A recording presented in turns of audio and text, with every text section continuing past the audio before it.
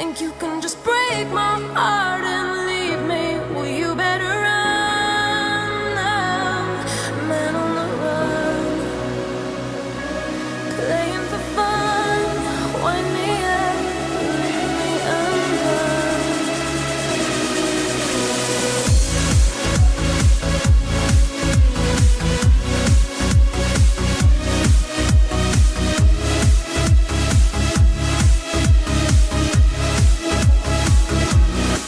It's such a travesty, the way you say our love should be. It's such a tragedy. Think you can just break my heart and leave me? Well, you better run now, man on the run. Playing for fun, wind me up, leave me undone. If I were you,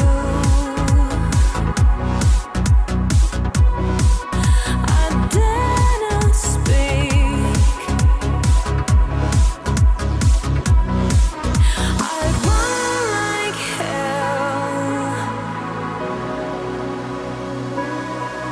in hopes of seeing tomorrow.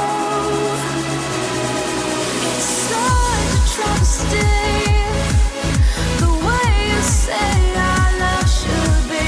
It's such a tragedy. Think you can just break my heart and leave me?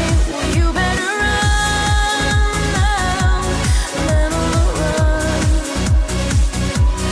Playing for fun, wind me up, leave me undone.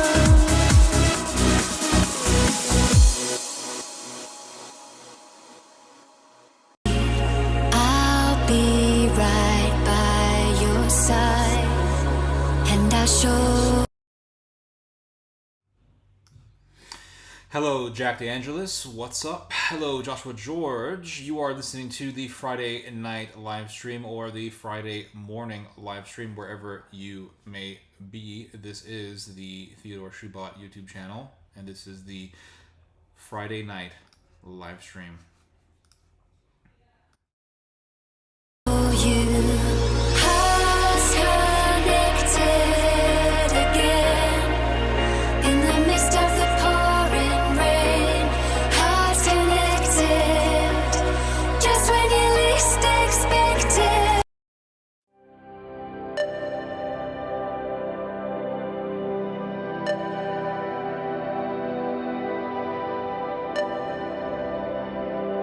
Connected.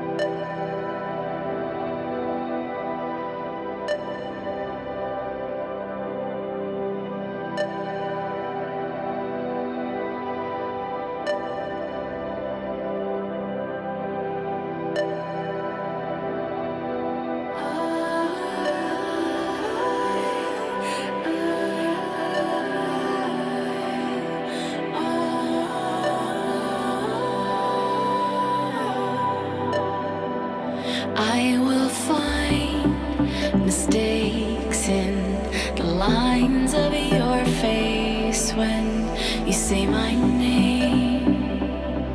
Because when this I'm just gonna wait for more people to show up. I was supposed to do this earlier, but something came up. I had to go pick up my colchicine medication, so could not make it as earlier as I wanted to. But here I am. It is Friday night, and if you are listening to me, that means you are not on a date. You have nothing else to do for your Friday night, but that's good because we're here. So kick back, get a drink ready, and enjoy, because this is truly one of life's greatest pleasures, to listen to somebody talk for hours. since I want someone to blame, isn't that twisted? My love, isn't that twisted? My love, I am so twisted. twisted.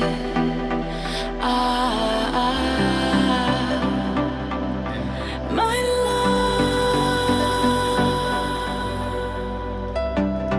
love. What does MNF mean? What is that? MNF tonight? Monday Night Football. What?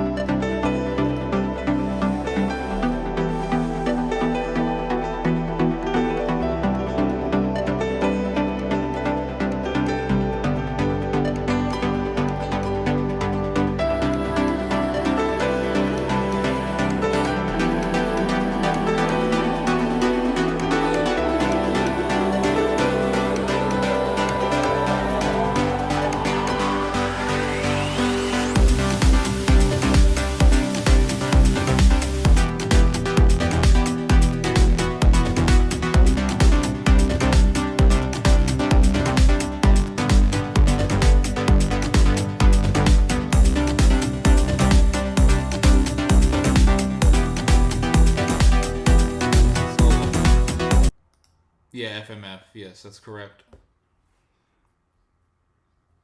That's correct. Man, I really need to schedule these live streams because this time I didn't schedule it, and I was gonna schedule it, but I didn't know how I was gonna make it, and here I am. But we only got 3 people on. Yes, that's correct. Only got 2 people. I don't even know if I should do this live stream. It's nobody here.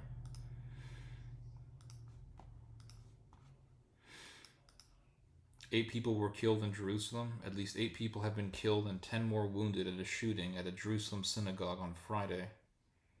The attacker was killed by security forces while attempting to escape. The armed assault took place in the Neve Yaakov neighborhood in Jerusalem, in the territory claimed by the Palestinian Authority. At least 5 people were confirmed dead at the scene. 5 of the wounded were taken to area hospitals in critical condition. Police identified the attacker as Fadi Ayesh. Yeah, definitely Palestinian. A member of Hamas who lived in the East Jerusalem neighborhood of Shwafat. Ayesh opened fire on the Ateret Avraham synagogue from a handgun, then fled towards the Palestinian neighborhood of Beit Hanida.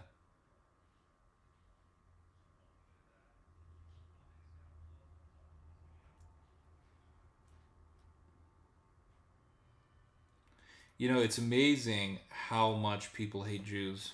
It really is amazing, guys. I'm reading this article off of RT, which is Russian television. Dude, the comments are full of people who hate Jews. Just look at these comments. My sincere condolences. Maybe I can, you know what? I'll just read it to you guys. Hello, Brainstorm. Are they trying to provoke Netanyahu? Possibly, you know. There's always a chance you have false flag attacks. In the club? Absolutely. This is my club. Absolutely, guys.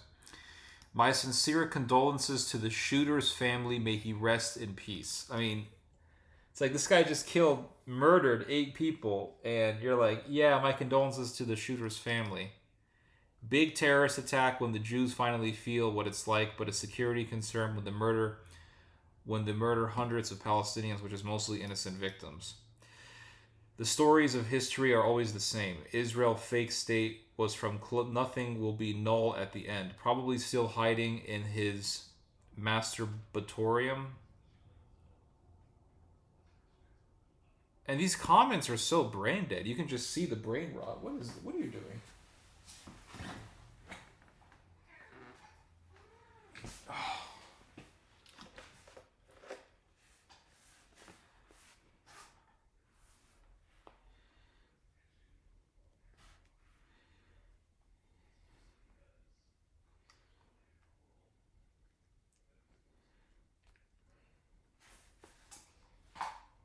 right, Kitty, you can go. People have hated Jews for thousands of years. That's true. Yeah, they have, but recently I've noticed this hatred reviving. These comments are so brain dead, though. Like, one guy says, anyone seen Putin recently, or is he dead already? Why do people write these comments? You have like 1,000 comments. Some guy's like, where's George Bush? What? Like, what the hell? On YouTube, Jewish settler, we killed Jesus and we are proud. Yeah, that's true. There is that hatred that exists amongst the settlers.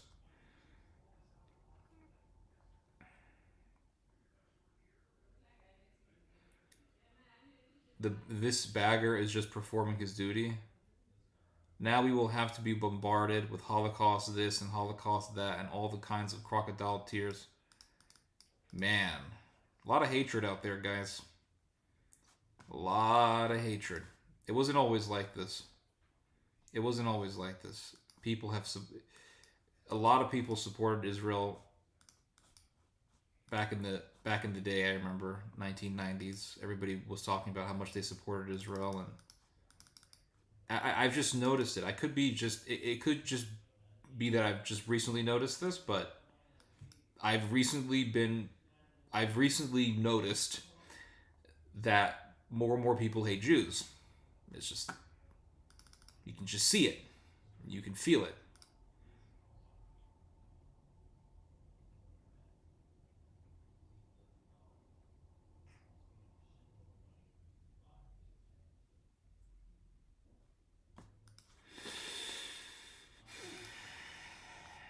What else is in the news? What else is in the news? It's all bad news, guys. If it's good news, they don't want to report it. If it's good news, they don't want to report it because then nobody would read it. Nobody would read it. Nobody wants to read good news. Nobody wants to read good news, guys. Good news is boring. Good news is, oh yeah, I woke up this morning. That's good news. Hey Theo, did you see the shooting at the Azerbaijani embassy in Tehran? Tehran shooting. Azerbaijan strongly protests to Iran after fatal embassy shooting. 1 killed, 2 injured in shooting at Azerbaijan's Tehran embassy. Eurasia News. Speaking to Tasnim, commander of Tehran's police general Hossein Rahimi said the assailant who attacked the Republic of Azerbaijan's embassy this morning has been arrested.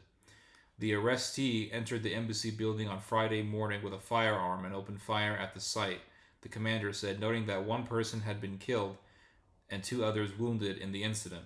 General Rahimi said the assailant has entered the embassy with his 2 children. What? So you go into a building with your 2 kids and you do a shooting? That's at another level of insanity. During the initial interrogation process, the assailant has cited personal and family problems as the motive behind the shooting attack. Okay, so he was. So basically, we have the Azeri version of the American psychopath. I don't have a job. My kids are hungry. I'm gonna go and kill people. Oh, okay. So now your kids have no father. So now what? You're a real genius, aren't you? In a statement released on Friday, Foreign Ministry spokesperson Nasser Kanani categorically condemned an armed attack that has killed a staff member of the Republic of. I mean, it's sick, guys. It's sick.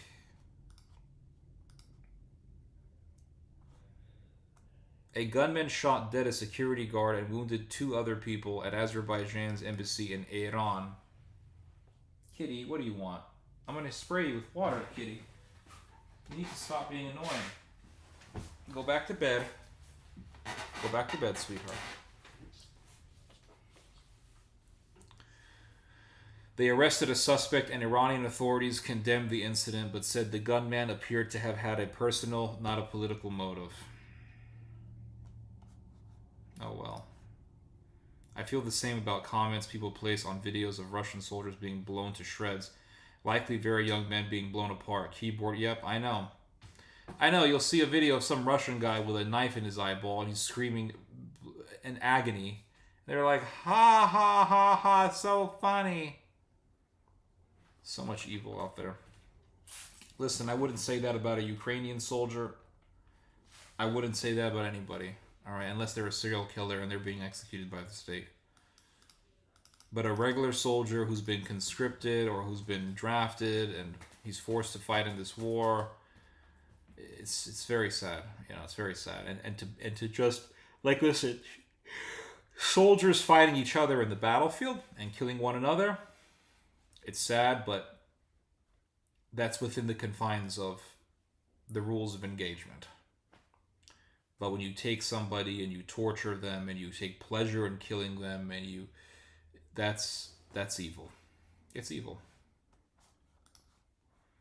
Do you need AFD party do you think AFD party bring forth possibly? I don't know. Let me think. Hold on. Cuz I have been thinking about this. Germany sending tanks into Russia. Now, it's not German soldiers being sent into Russia, right? They're not sending in the Bundeswehr into Russia. They're sending in tanks. They have to first train all of the Ukrainians. Here's the thing about this tank stuff. The Germans are going to give their Leopard 2 tanks, and then the Americans are also going to give their Abrams. The British, I believe, are also going to give some tanks to the Ukrainians. The issue is that it's going to take months to train these Ukrainians on how to use this technology.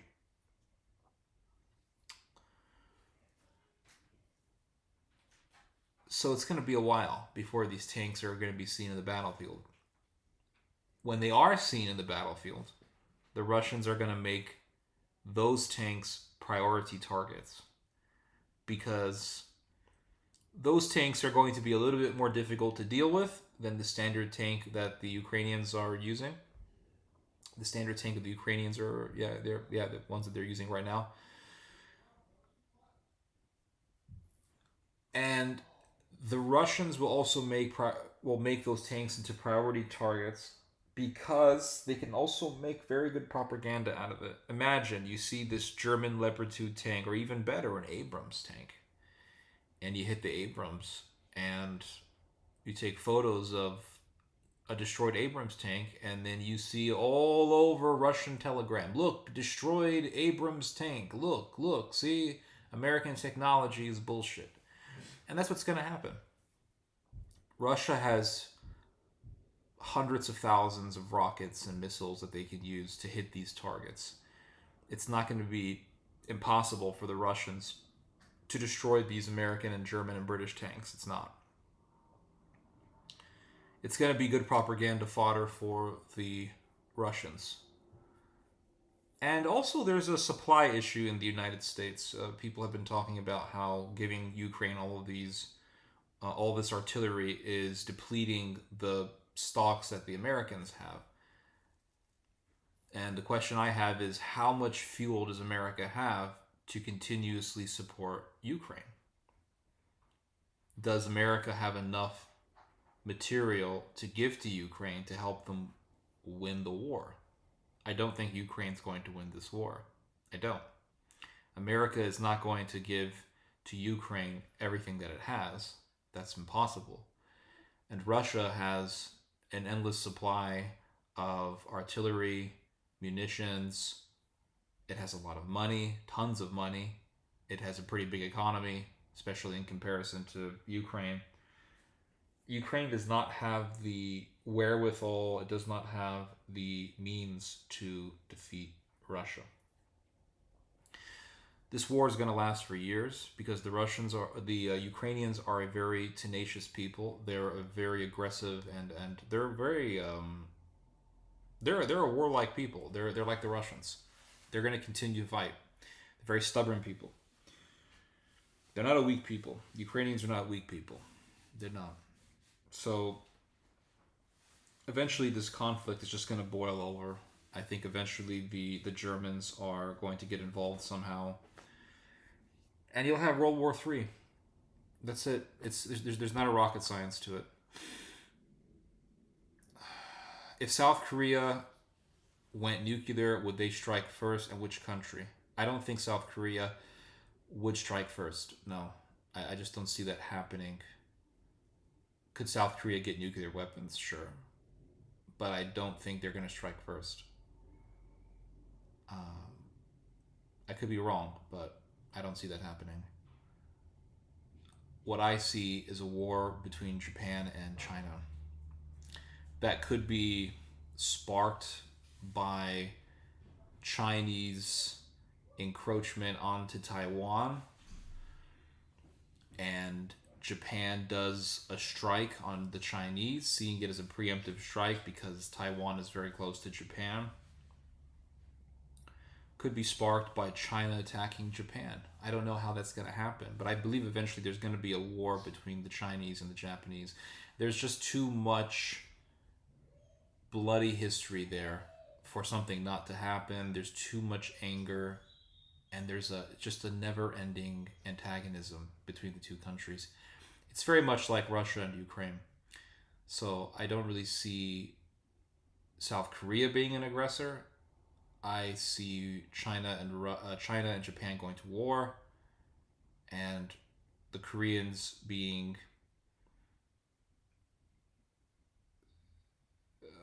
what's the word?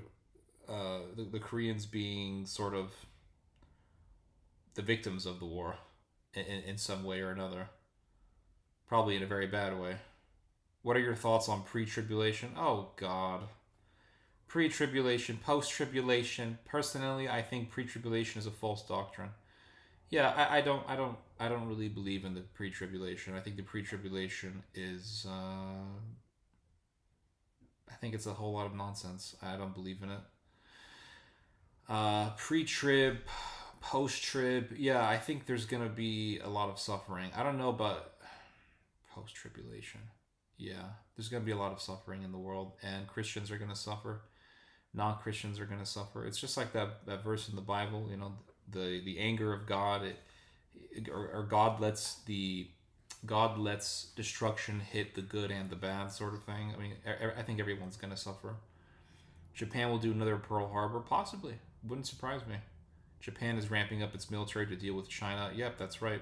They're ramping up their military to deal with the Chinese, and that is just yet another example of what I mean when I tell people that the Americans are allowing the Japanese to boost up their military because the Americans do not want to be involved in a conflict with China, and the Americans don't want to be involved in a conflict with Russia. So they want the Europeans to rise up. They want the Japanese to rise up. All these former powers that America had to deal with in the Second World War, America is supporting their revival.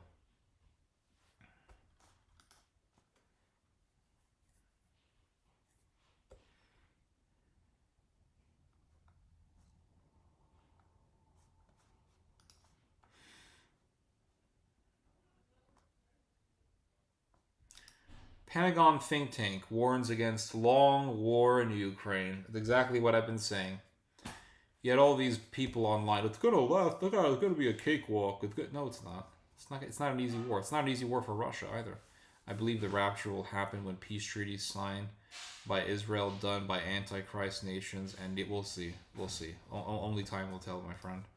While both Moscow and Kiev think they will benefit from continued fighting, such a turn of events does not serve Washington's best interest. The Pentagon's think tank, RAND Corporation, argues in a new report published on Friday, authored by Samuel Chutup and Miranda Preeb, avoiding a long war, accepts the prevailing premises about the conflict, but notes that U.S. interests often align with, but are not synonymous with, Ukrainian interests. According to the authors, the conflict has already inflicted a significant economic, military, and reputational damage on Russia, so its further incremental weakening is arguably no longer a significant benefit for U.S. interests. The price to the West has not been insignificant either, from the disruption to energy, food, and fertilizer markets to the cost of keeping the Ukrainian state economically solvent. NATO's military aid to Ukraine could also become unsustainable after a certain period, while Russia may reverse Ukrainian battlefield gains. They said the conflict is absorbing senior policymakers' time and U.S. resources. There you go. Distracting Washington from other global priorities such as China. And by the way, America fears the Chinese more than they do the Russians. South Korea does have a major cult problem, and they could create their own Nippon Kaigi. Maybe time will tell. I mean, which cult are you talking about? Are you talking about what's it called, Restoration Church, or the Moonies? I don't know. I don't see that happening. I could be wrong though, but I don't see that happening. Let's see. NATO's military aid to Ukraine could also become unsustainable after a certain period. While Russia may reverse Ukrainian battlefield gains, the conflict is absorbing senior policymakers' time. Okay, I already read this. Let's see here. What else is in this article? Let's see here.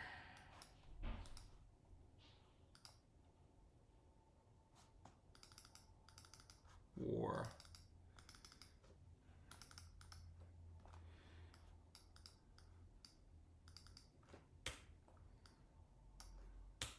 What the hell was this?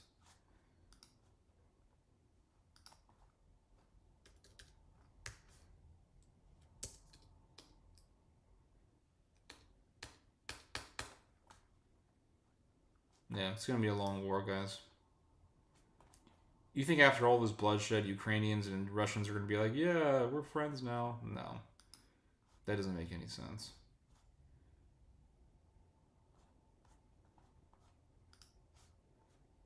The problem with the war in Ukraine is the Ukrainians want to drive the Russians out of every inch of Ukraine versus the Russians who want to depose Zelensky. Neither side will back down.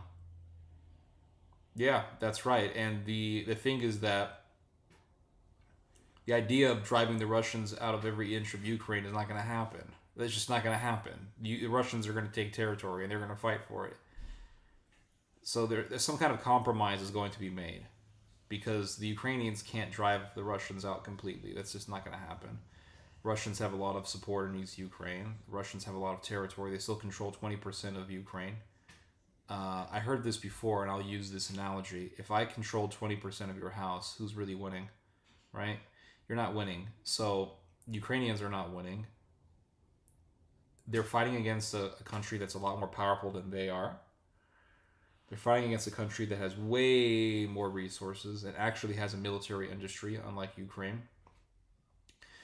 So the Ukrainians really can't afford to just keep fighting on and on and on and on unless the Americans want to just endlessly give them supplies.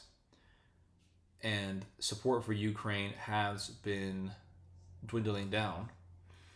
So eventually some kind of compromise is going to have to be made. When that compromise is made, the duration of time in which there will be no fighting or very little fighting, the duration of time in which you'll have a ceasefire will be used to rebuild the munitions and the weapon supplies for Ukraine. And then the fighting will resume. That's pretty much what's going to happen. Do you think that the Americans alt-right is still a thing, or did they pretty much disappear? I remember watching you when you had your other channel and you used to talk about them sometimes. I think the alt-right is still around. I think that what happened is YouTube. YouTube was being used by the alt-right and they were getting a lot of popularity. But a lot of these guys were kicked out. Stefan Molyneux was one of them. I remember, what's her name? Lauren Southern, Fuentes, Milo. These guys are really big. And Richard Spencer. These guys had pretty decently followed channels. But the thing is that they were driven out of YouTube. Lauren Southern wasn't driven out, but she took a break for a while, and then she popped up again recently, but she's a lot more moderate now, I think. Fuentes has his own network. And then you have this new guy, Stein. I don't know. I forgot his first name. His last name is Stein. He's not really, I wouldn't say he's exactly alt-right, but he's a very kind of edgy conservative.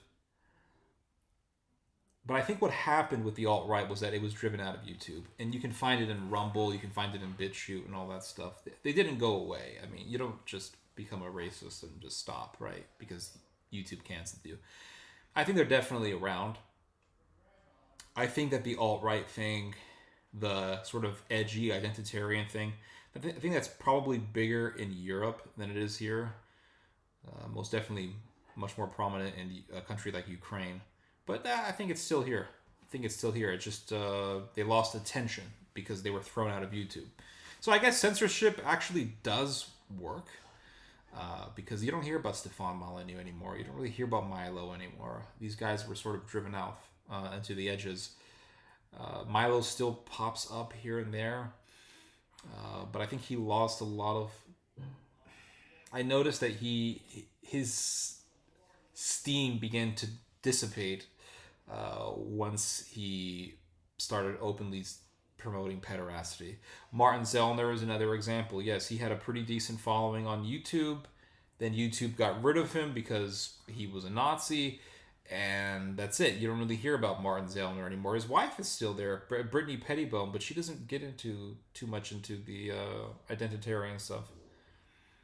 The war in Ukraine will most likely end up, yeah, like the war in Syria, exactly. Yeah, 10 plus years and nothing but bloodshed. Yep, I know. Yep. I agree. I don't really feel energetic today. Isn't that crazy? I think one of the best things you can do when you're feeling a certain way, lack of enthusiasm, lack of energy, you don't feel a lot of willpower. I think the best thing you can do is just act exactly how you feel. I think so. I think if you try to fake it, I think it makes it worse, and people can see the fakeness. People can see that you're forcing your behavior. You're forcing your emotions, and that's not very good. You're forcing yourself to feel a certain way, and I don't think that works. I think that if you're having a bad day, or I'm not really having a bad day. I just don't feel enthusiastic. I really didn't want to.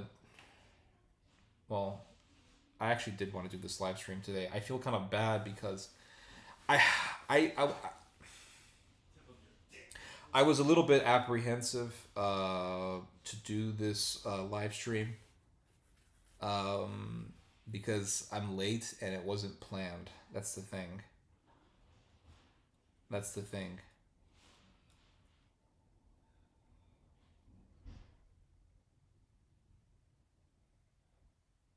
So, but I think what you can do is just say exactly how you feel and then just talk about it. Will Nick Fuentes pick up the gun when bullets start to fly or run and hide? Yeah, he'll definitely run and hide. I don't think that guy's a courageous person. Drink some beer. It's not a bad idea. The American alt-right left along with their President Trump. The war in Ukraine will most likely... Yeah, I already read that.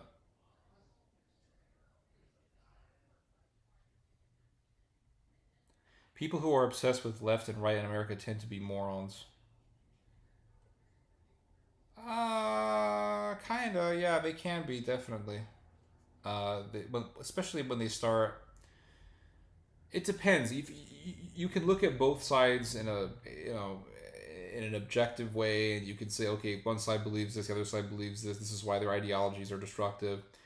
I think where brain rot comes in is when you start seeing a politician as the means by which to fix the problems, or not fix the problems, the means by which to save you from the side that you don't like. So people see Trump and they're like, wow, he's going to defeat the left, he's going to do whatever, and they make this whole mythology about it. I think that's where the brain rot comes in. I don't think there's a problem with just analyzing both sides and looking at ideologies and histories and things like that. Alt-right tend to be pricks. Yeah, they're very arrogant. Very arrogant people. Very arrogant people. It's, it reminds me, going back to what I was saying about talking about how you, like, how you feel, like what's your inner state of mind.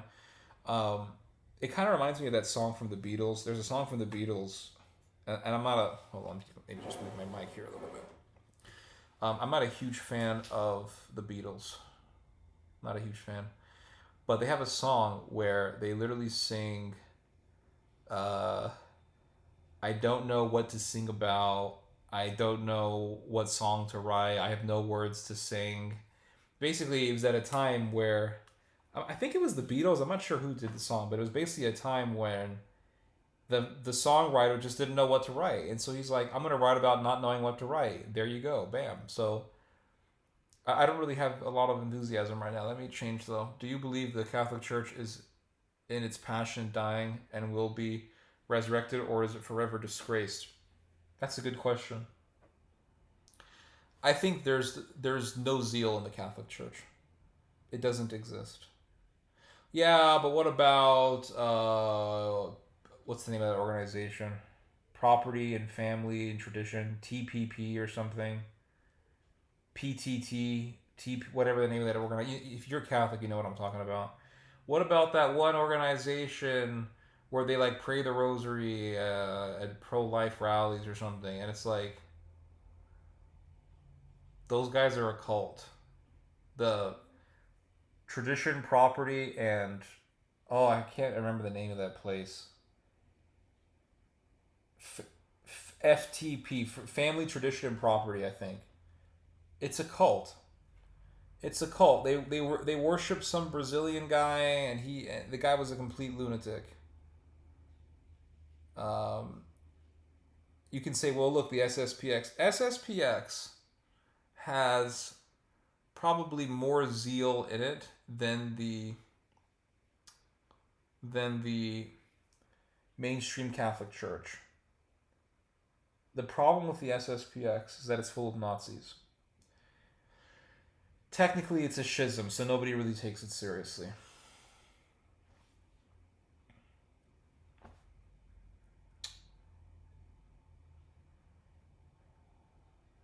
TFP, yeah, Tradition, Family, Property. So there's no zeal. You go into the Catholic Church and it's all just mumbo jumbo. Okay, everybody, let's pray. And then the priest comes up and says, "Oh, everybody, we bought some land. We have 6 acres, and we're gonna build a new location." Ha ha ha! It's just like I'm just not interested in that stuff. As soon as I hear a church talk about how much land they own, oh yeah, I was looking at a video of an American Orthodox church, and you see the priest there, and he's like, "Oh yeah, we bought 6 acres." No, he didn't say we bought; it was probably donated to the church. But oh yeah, we got 6 acres, and as soon as I hear that, I'm just not interested. I'm just not interested. I don't care if you have 6 acres. I don't care if you have. I don't care if you're building a new church. I don't want to hear about your school. Oh God, I'm so sick and tired of hearing about schools. The school. Oh, we need to raise money for the school. We're getting some new teachers for the school. Uh, and then somebody comes up to the priest and says, "Hey, can I have a conversation with you about something?" Oh, I'm very very busy right now with the school. Gotta get the school. Then you find out they're molesting children in the school. It's like, okay, that's why they were so obsessed with the school, because they were molesting children in the school. And there's so much of that bullshit, so much of that. And then you go there, and the music is garbage, and they don't even do the Gregorian chant anymore. They don't even have incense anymore. There's nothing. Religion needs to be beautiful. If religion does not grab your heart, it's pointless. The religion needs to grab your heart. Religion needs to make you internally fortified. It needs to give you inner strength. Religion needs to make you feel elevated above yourself as a human being. If it doesn't have these things, it's mumbo jumbo. It's mumbo jumbo. And that's the problem. And they're involved in these social causes that are just ridiculous. Social causes that are not even biblical. Fight homophobia. Huh? The Catholic Church is interested in fighting homophobia. Weren't they burning gays at the stake back in the day? Didn't they burn gays? Doesn't one of their saints, Mr. What's his name? Bernardino of Siena, doesn't he say he literally says to burn gays at the stake. He says this. Bernardino of Siena. Isn't that what he taught? He's a saint. And you're going to tell me about homophobia? Doesn't St. Augustine warn against Sodom? Doesn't he talk about Sodom and why God destroyed Sodom? And they want to tell me about homophobia. It's sickening, guys. It's so ridiculous, the whole thing. And you have this Pope coming out and saying, oh my God, homosexuality is not a crime. As if he's talking as if there's this huge wave of anti-gay sentiment and the Catholic Church is full of homophobes. The majority of the Catholic Church agrees with him. The majority of the Catholic Church shares that type of sentiment. I'm a minority, guys. I am a minority. Most people don't even agree with me. It's garbage, guys. It's complete effing garbage. Some guy in Tennessee drinks a bunch of alcohol, decides he wants to rape a woman, goes into the house, knocks on the door, girl opens the door, he goes into the house, ties the daughter up, ties the mother up, bounds their hands behind their backs, tortures them. We're talking torture with a knife. Kills the mother, and before the daughter dies, he rapes her. State of Tennessee says, kill this bastard. Kill him. I don't give a shit what the fuck this guy says. I got bad language now. I don't give a damn what this freak says. Oh, he found the Lord. Kill him. A guy like that should not be in society. A guy like that should not be in society. Kill him. Get rid of him. Put him down like a feral dog. Who comes to his defense? The execution finally happened. The murder took place in 1986. The murder took place in 1986. They finally killed this bastard in 2019. Who defends him? Who defends him? The Catholic Church, of course. The Catholic Church comes in and defends this bastard. Defends the scum of humanity. And we have to hear about, love and compassion. There's no love and compassion here. What about the girl that was murdered? What about the mother who was murdered? Tortured, raped. Tortured, just like that. We don't take life seriously, guys. When we sit there and say, love and compassion, we don't take life seriously. And I don't want to sit there and split hairs about, love. No, put them down like feral dogs. That's my position. Put them down like feral dogs. Schismatics, I know. Do you ever have doubts about the literal interpretation of hell? No, I don't. I don't have any doubts about it. I think there is a hell. Thoughts on sedevacantists, lunatics. There's only one God's church. Everything else is man-made illusion. Which church do you belong to, Mr. Angel, Mike Angel? Which church do you belong to? Do you still consider yourself Catholic? Yes, I do. I still believe in the rituals, the Eucharist, the sacrament of confession, but the institution itself has become just garbage. Schools are full of slags. Agreed. Oh, I agree. There's a lot of slags in the school. Once in a while, you have a teacher who's very good. Once in a while, you have a teacher who's very good, who actually loves his students, who loves teaching. But other than that, most teachers are just absolute witches and lazy bums and just assholes. I've had a lot of bad teachers. I had a lot of bad teachers growing up, and I remember I had this one teacher, Miss Bruno was her name. Oh Lord, she was a real piece of work. Miss Bruno. Bay Area, California. This is what she used to do. She used to walk into the room and she used to say, okay, guys, here's what you're going to do.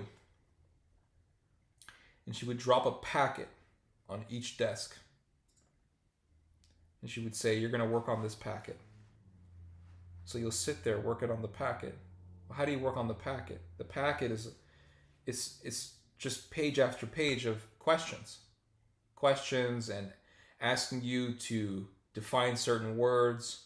And it's like, well, how do we answer the questions? Well, you got to go through the textbook. So you have the packet, and then you have the textbook. There's no teacher. She would sit her ass in the back of the classroom for hours.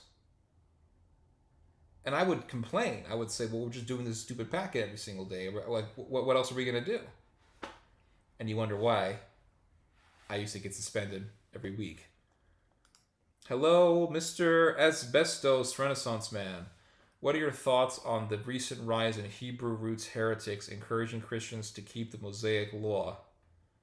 I think it's garbage. The whole Hebrew roots thing was, I don't know. Is it still a thing? I think it maybe died down a little bit. I'm not sure. Listen, I've been outside of the American church world for how many years? How many years has it been? It's been, what, 7 years? No. 8 years now. Okay. 8 years. I've been away from the American church world.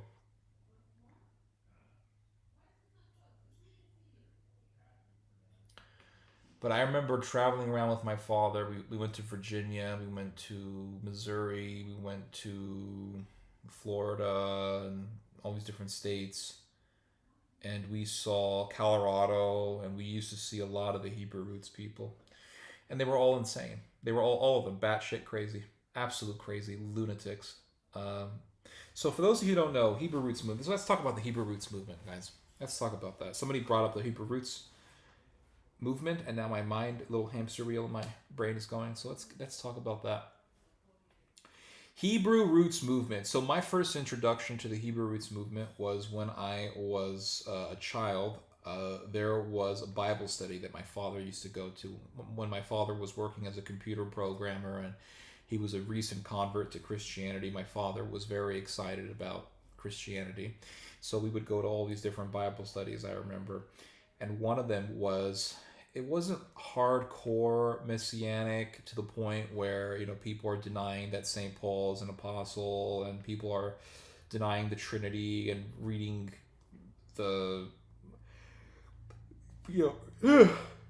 reading the Kabbalah or some insanity like that. But it was a mild messianic Bible study. And he would go there and people would do the Jewish dances, right? So basically it's like you go to a building or a room and you read the Bible and people talk about the Bible, but they do so with an emphasis on the Jewish aspects of Christianity, the Jewish roots of Christianity, or really just the Jewish identity of Christianity, because Christianity really is the continuation of Judaism. I mean, it is. Christianity is not a European religion. Christianity is a religion that came from the Middle East and basically said, hey, the Messiah that you guys have been waiting for all these centuries, he's here. His name is Jesus. So Christianity says the Messiah that was prophesied in the Jewish texts has come. His name is Jesus Christ. That's it. It's a continuation of Judaism. The difference is that the Jews believe that the Messiah hasn't come yet. Christians believe the Messiah has come. That's it.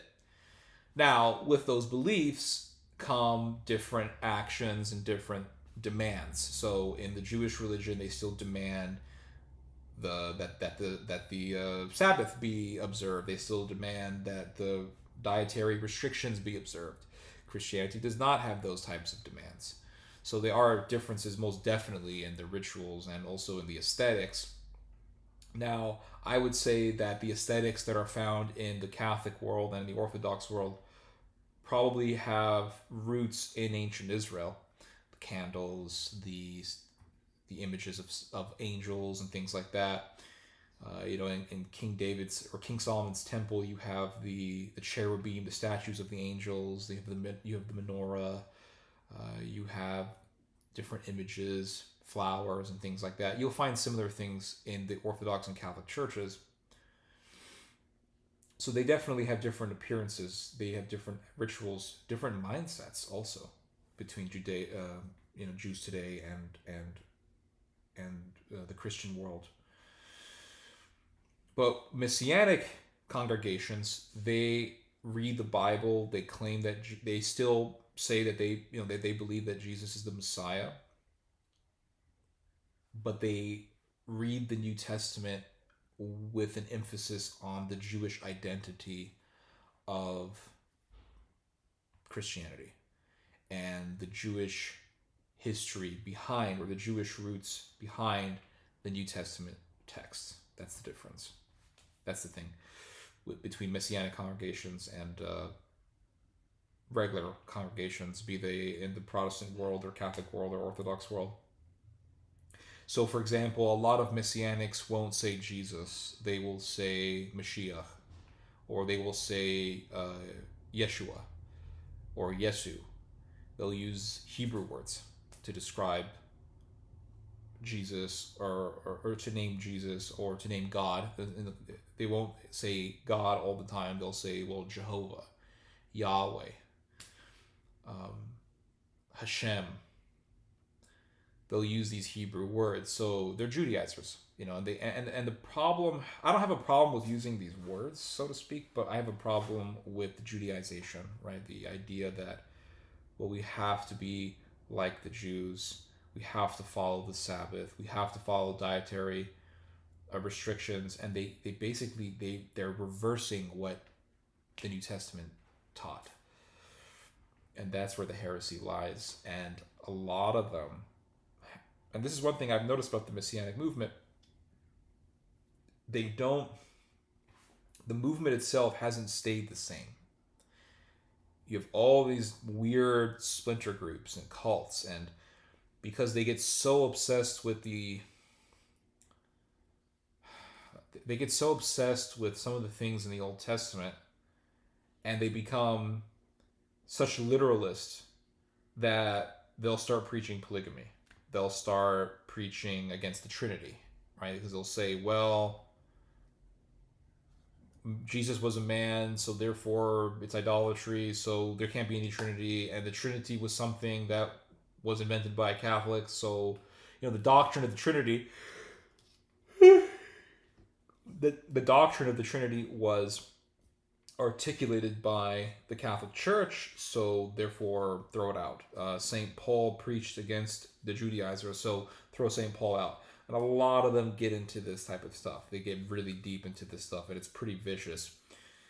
I remember I knew a guy who was a Navy SEAL, and he was a Navy SEAL. I know there's a lot of people out there who claim they're Navy SEALs, but they're not, and they do stolen valor. No, this guy was a Navy SEAL. I did a whole background check on him and everything. And I knew him, for a number of years, and sometimes he would call me up to talk about the Bible, and one morning, he gave me a call, and he said, St. Paul is false. He says, Paul is actually evil and a false prophet. And I said to him, well, the story of Paul is in the book of Acts, and Luke wrote the book of Acts. So are you telling me that Luke was not inspired by God when he wrote the book of Acts? And he said, I think that Luke was deceived. So, okay, so Luke was deceived. I said, how come Clement of Rome quotes St. Paul? How come all these very ancient Christian writers who knew John, how come they quoted St. Paul? Well, they were deceived. So the whole church from the beginning was deceived, and God just allowed the whole church to be in darkness until you popped up. He didn't like that very much. Eventually, he ended the conversation. The guy was a complete freak. He was a creep. That guy, complete creep. But there's a lot of weirdos like that in that movement. They start getting into absolute heresy, and then he started denying the Trinity, and it's insane. It's complete insanity. Complete insanity, guys. So I don't like that movement at all. You know, some people, a lot of people in the movement, they have goodwill. I've met a lot of them, but the whole movement itself is jacked.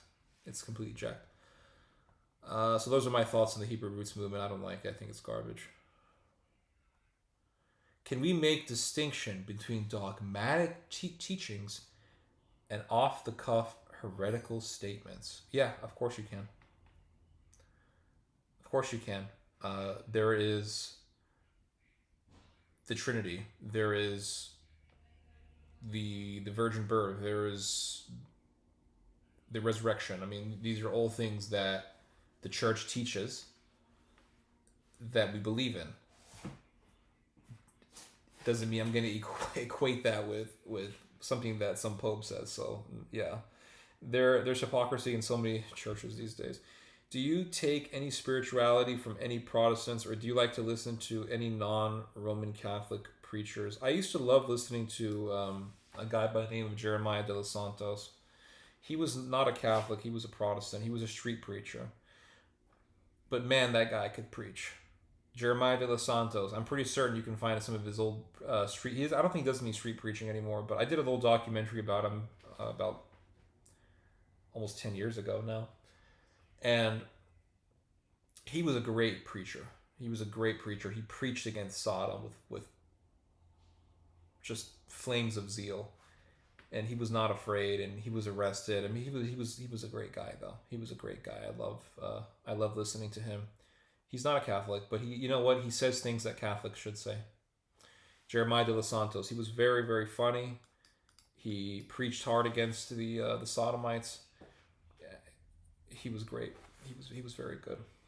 The biggest threat to the church today is not radical Islamism. It's the bullshit prosperity gospel and lack of long suffering and repentance. Well, I agree with you that the biggest threat to the church is not Islam. That's just nonsense to believe that, because Islam's been around for 1,000 years and the church has been around for over 2,000 years. So the church has done just fine dealing with all sorts of different threats and destructive forces.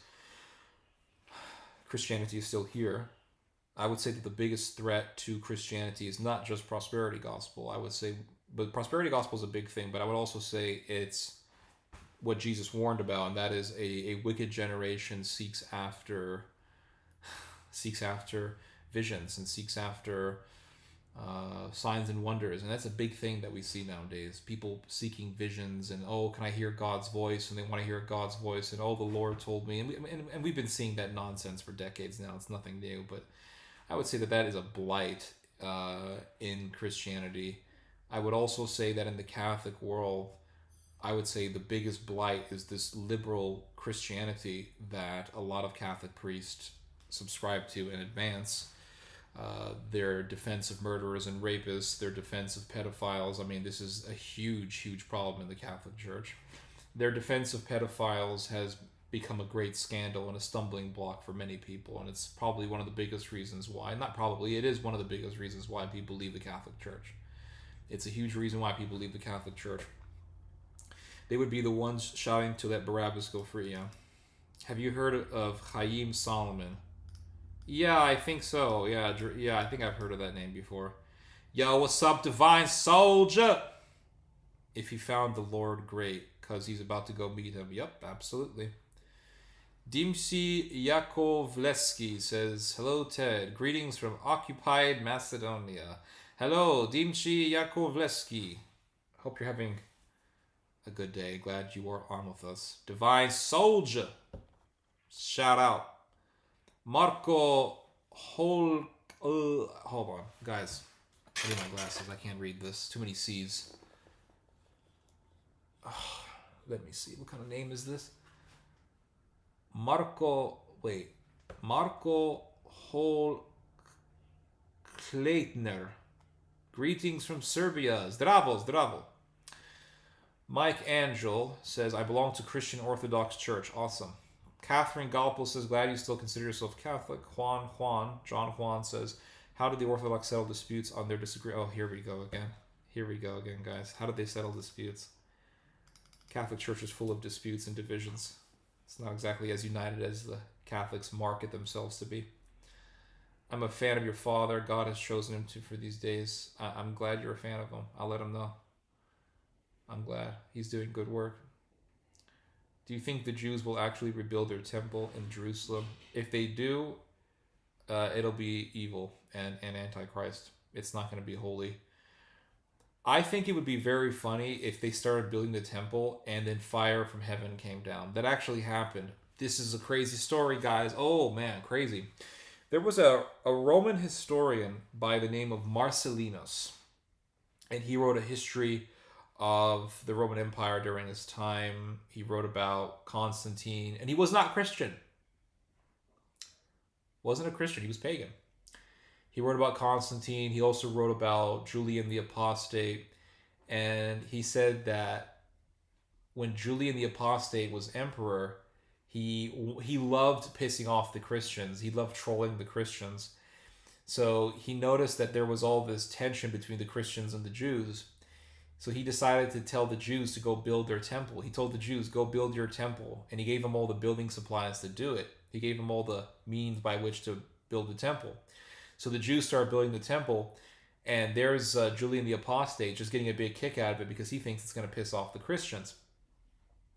So the Jews start building the temple, and bam, literally fire from heaven came from the sky and hit the building site, and the Jews ran away. The Jews came back, started building again, and boom, fire from heaven came back. This was recorded by a pagan, by the way. This was not recorded by a Christian, so you can't claim bias. It's a fascinating story, and I'm wondering, maybe that's the reason why the Jews haven't built their temple. Maybe they're scared that would happen again. I would be interested to see what would happen if they did that. But I wouldn't support it. I'm not going to be sitting there waving the Israeli flag like an idiot. I'm not going to be doing the mumbo jumbo stuff. Oh, ho, ho, Hashem, shalem, Hashem. I'm not going to be doing that nonsense. I'm not going to be sitting there screaming, dreidel, dreidel, dreidel, and waving the Star of David flag. I'm not going to do that. I think that's complete nonsense. We don't need the temple. Jesus says, you see this temple, it's all coming down in 3 days. So God destroyed the temple. So why should I care about a temple being rebuilt? It's pointless to me. Many Hebrew Israelites hold on the Hebrew roots belief and Judaizing. Since you mentioned that such groups tend to be extra literal. Yeah, they go crazy with it. There's no brakes on them. They just keep on going. And if you be Christ, then are you Abraham's seed and heir according to the promise? Yeah, that's right. That's right. That's why I say Christianity is a continuation of Judaism. But we're going to be hearing about Abraham. Okay, so when do we see passages literally, and when do we take passages spiritually? When do we take passages? Oh God, these are questions that will cross a rabbi's eyes.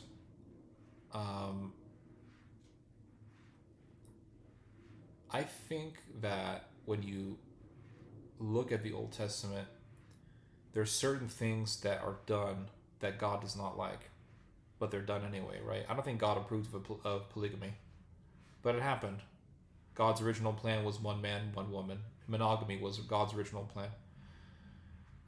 And monogamy wasn't exactly honored by those who were rich and powerful in ancient Israel. But Jesus came and said, a man will cling unto his wife and they shall become one flesh.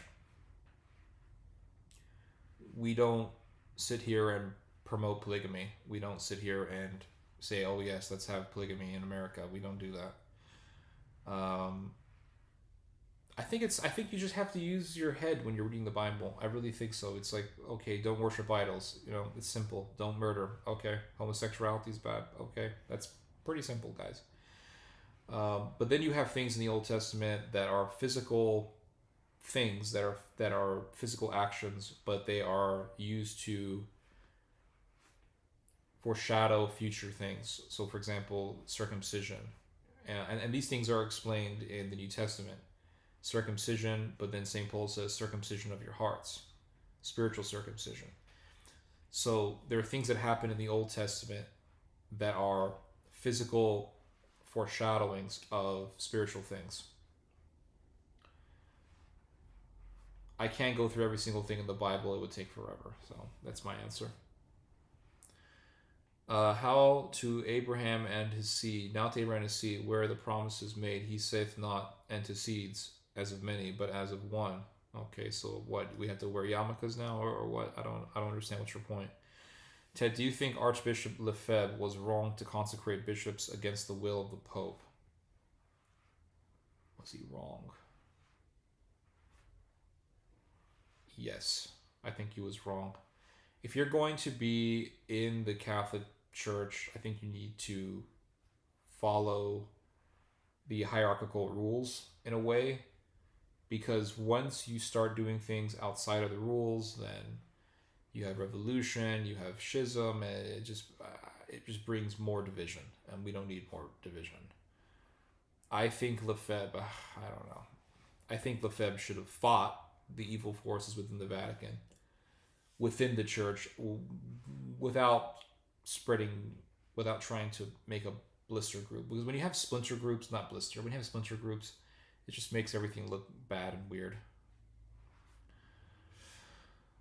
Sounds like he didn't have the Holy Spirit in him. Okay, wow, that's the first to hear Paul was not true. Yeah, the Apostle Paul. Yeah, that has become more and more a prominent idea in the Messianic world. Yeah, Jesus said his body was the temple. Absolutely. The biggest problem with the Catholic Church now is the blind and dumbed down laity. Absolutely. Absolutely. Vinilv 1. For some reason, when I see your name, I always think that you're Lithuanian, because it looks kind of like Wilno. So I suspect that you're Lithuanian. I could be wrong. Yeah, no notifications. I had to go and get something from the store. I didn't know when I was going to come back. So I just came and clicked on it, and if whoever comes, whoever doesn't, doesn't come. The biggest problem with the Catholic Church now is the blind and dumbed down laity. I completely agree, guys. Completely agree. They're not just dumbed down. They are willing to defend the worst of the worst in the Catholic clergy. They will attack those who expose the evildoers. They will attack those who confront the evildoers. And I've seen this myself when I went into that church and I confronted Michael Yarbrough, the pederast, the sexual assaulter, and I confronted him, and the damn ushers came and told me to leave the church.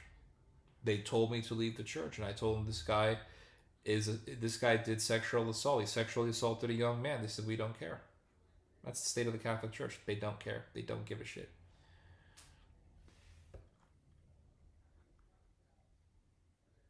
Do you think... Hold on. Do you think there will be another war between Azerbaijan and Armenia? Well, there was a war. There was already a war in 2020. And then there was violence that happened this year or last year in which Azeri soldiers invaded Armenia, and they took certain territories in Armenia. So I don't think the war has ever really ended. I mean, yeah, they're not really shooting each other right now, not all the time, but tension's still in the air. The hostility is still there. The antagonism has not been abated at all. So it's very, very obvious that this war is going to resume, and it's going to continue on.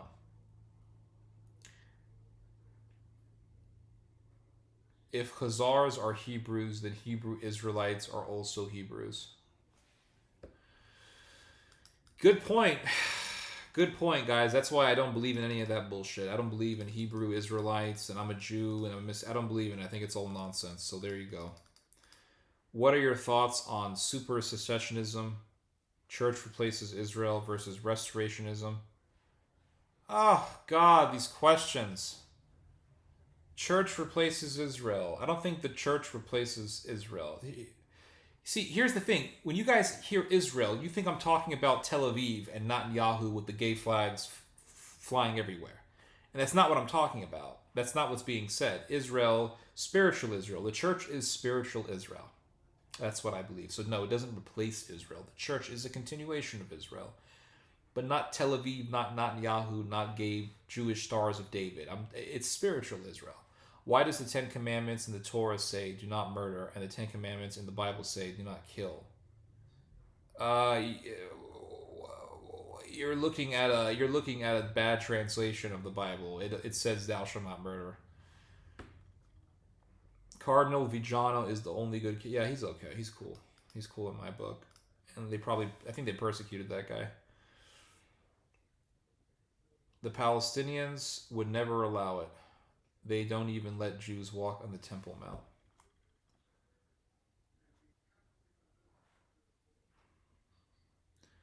On your answer of Lefebvre, schismatic acts, I think he went so far, and it's sad. God does not preserve tradition through disobedience.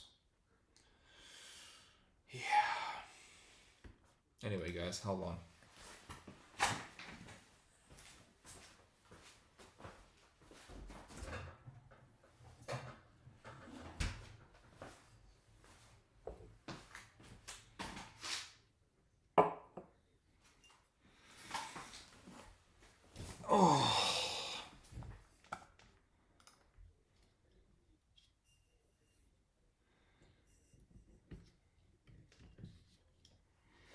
So tonight we have a very fine wine. Let's try to get some music up on here.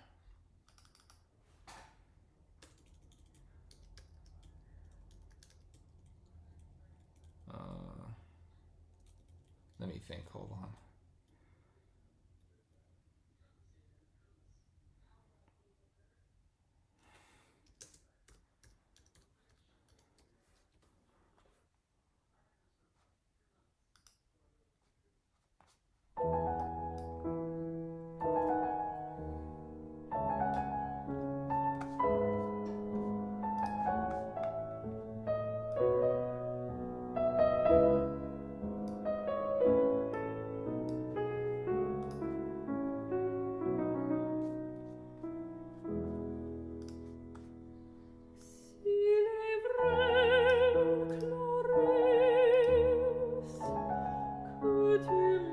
Can you guys hear me?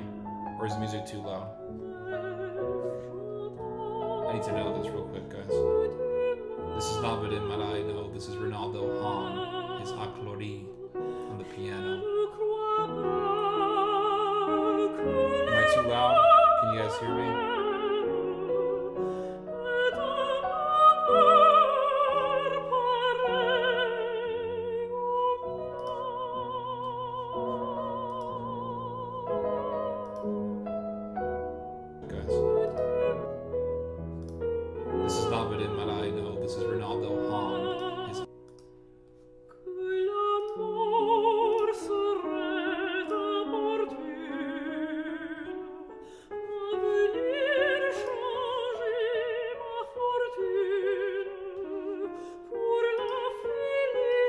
Okay, what about now? Stop it in my eye. No, this is Ronaldo Hahn.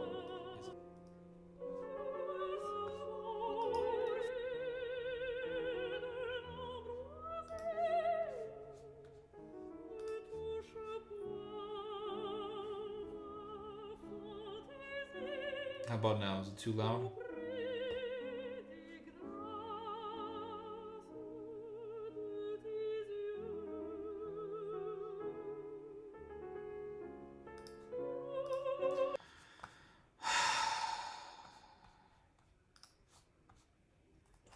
Tonight, guys, we have a very fine wine.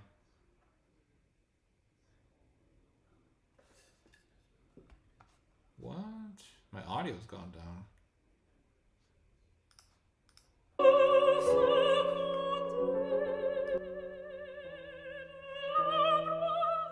Let me see.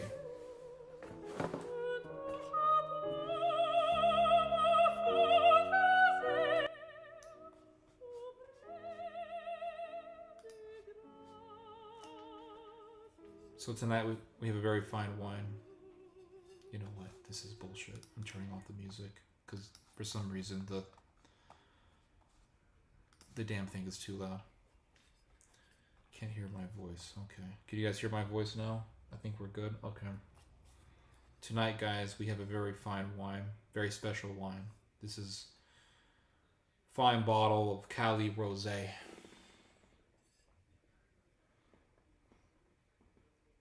Cali Rosé. Cali Rosé from the streets of LA. It's from the year 2020. Fine year. Very, very fine year, gentlemen. Got this from the stove today. Let's open it up. Oh my God.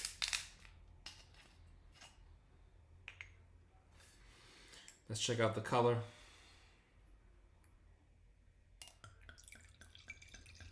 Very fine color.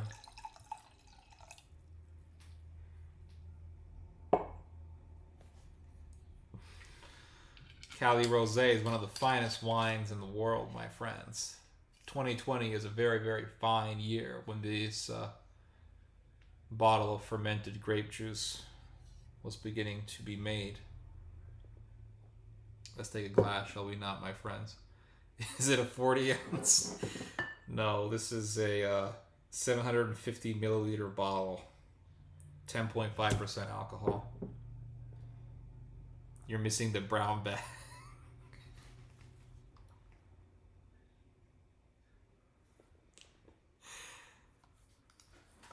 Let's listen to some music. Let's listen to some music, everybody.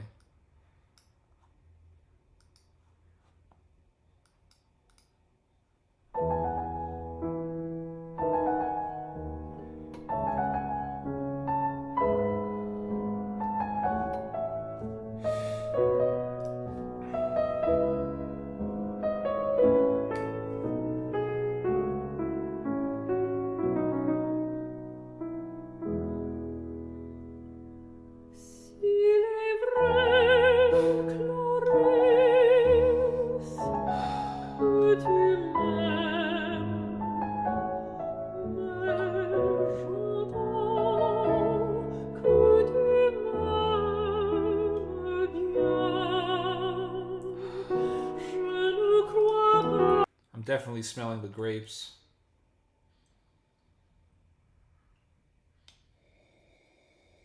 I smell some hints of cherry. Maybe a little bit of apple.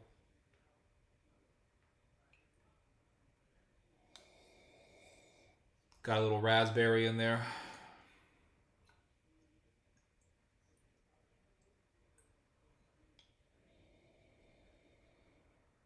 Getting a lot of cherry hints, a lot of hints of cherry.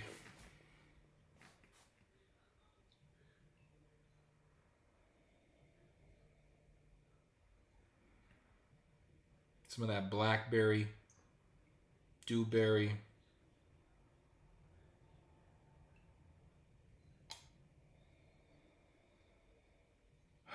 Let's give it a taste, shall we not?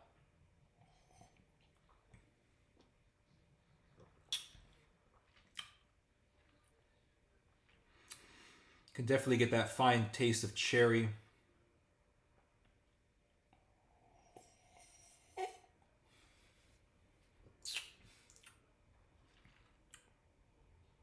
Getting a little bit of the sourness of the grapes. A little bit of that hint of blackberry when it's harvested right in the middle of spring after a warm, humid, muggy rain.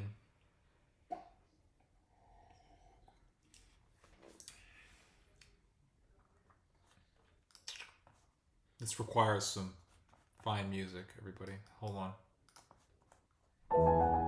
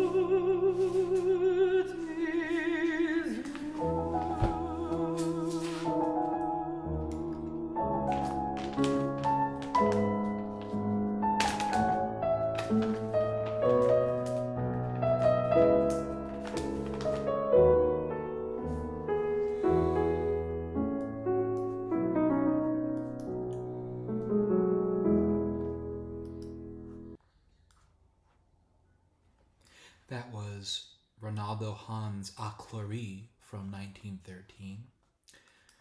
A very, very beautiful composition, I must say. Somebody in the comment section asked me if I smoke weed because I'm drinking only the finest wine in the world, Cali Rosé, which is a very fine wine, I must say. It's a beautiful wine. I don't smoke marijuana. The only thing I smoke, my friends, is pure Latakia. So, since we're drinking Snoop Dogg and Dogg's wine, we should just smoke a little bit. So how about we... How about we fill up some pipe and smoke some pure Syrian leaf.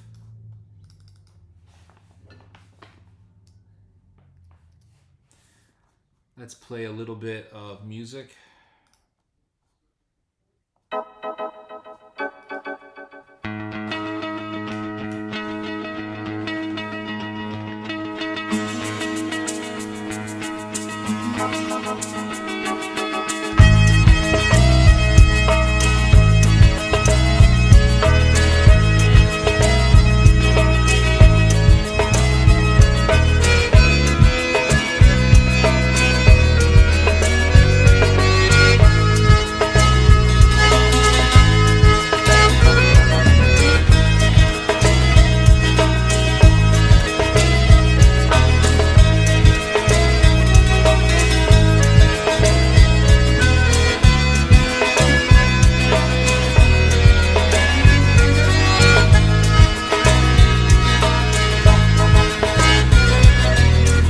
Tempo cerca de dormir, passa lento, non te risvegliare. Sogna, sogna silenzioso in tu notte, tempo per meravigliare. Solo un istante, portami lontano. The thing about Latakia is that it burns very slow, so it burns very slow.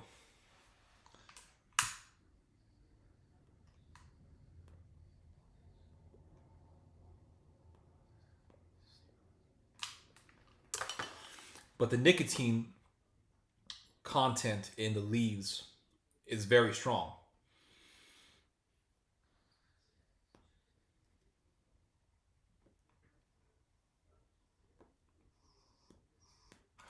It's going out.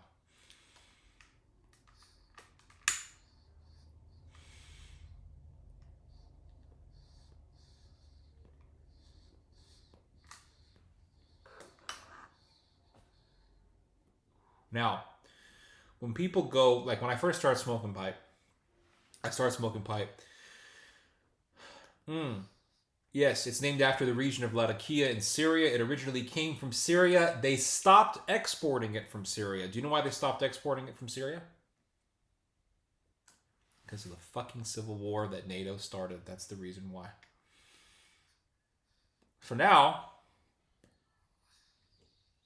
the only country that grows Latakia is Cyprus. So this comes from Cyprus. Now,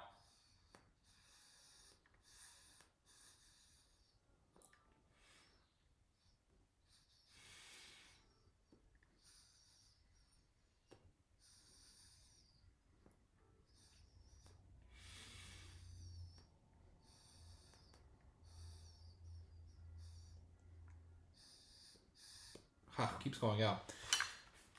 Latakia is very strong in nicotine. So when you start smoking Latakia, it doesn't, you don't feel anything, right? When you start smoking it, it just feels like the cheap shit tobacco that you buy at Walgreens. You know that you know what I'm talking about? I don't think they sell that even. I don't think they even sell that stuff anymore. Back in the day, Walgreens used to sell tobacco. That was the first tobacco that I started smoking. And then I stopped smoking tobacco for almost 10 years because there was nothing in it. And then I discovered Latakia, and I'm like, wow, this is like the real deal, you know?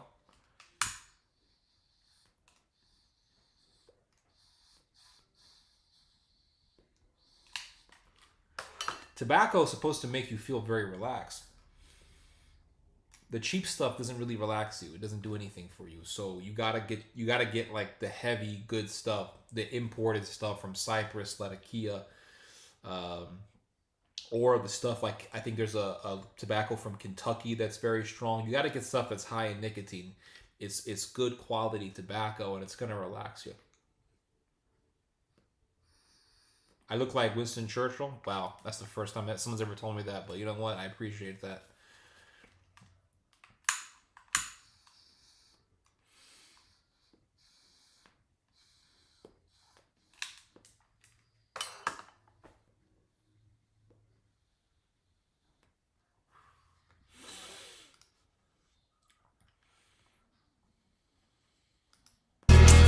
Fuori vola nell'umore. Hold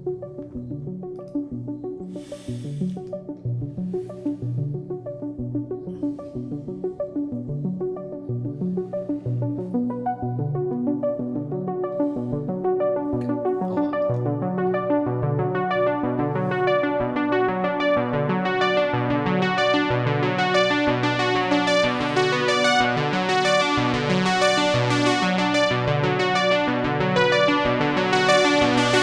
Grazie a tutti i treni, biciclette e torpedoni, zattere comuni, funicolari e risciò, pattini e pattini, alianti e passeggini, carrozze e carrozzine, gondole e pedalò, tricicli e carovane, ambulanze e pescherecci, taxi e metropolitane, macchine a noleggio e tavole da surf.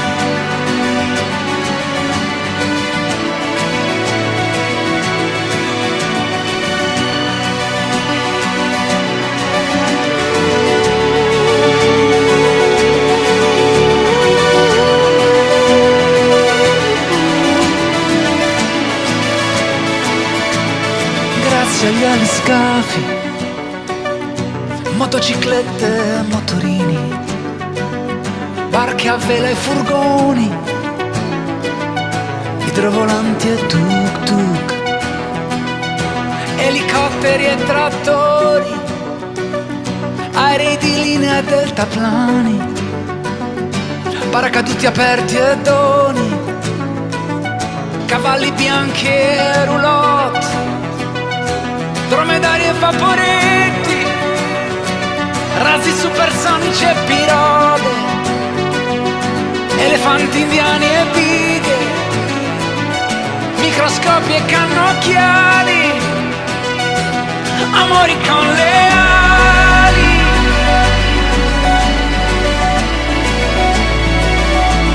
amori con le ali.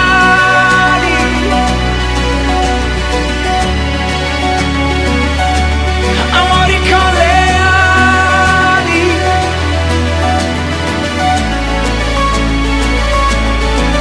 Grazie a chi mi ha regalato un movimento. It's a beautiful song, guys. It's Italian. Hatake Kakashi. Where are you writing from? You sound Japanese. Are you from Japan? Where are you from? Hatake Kakashi. If I knew you were coming, I would have brought the sake.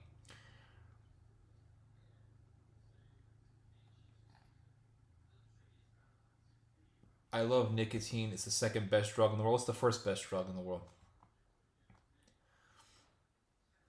Starring another one, ain't they, NATO? Got that right. Who knew Snoop Dogg made good wine? Well, he didn't really make the wine. It's made by a wine company called 19 Crimes, but they just slapped his face on there for marketing. You can literally buy it for $6 at the grocery store.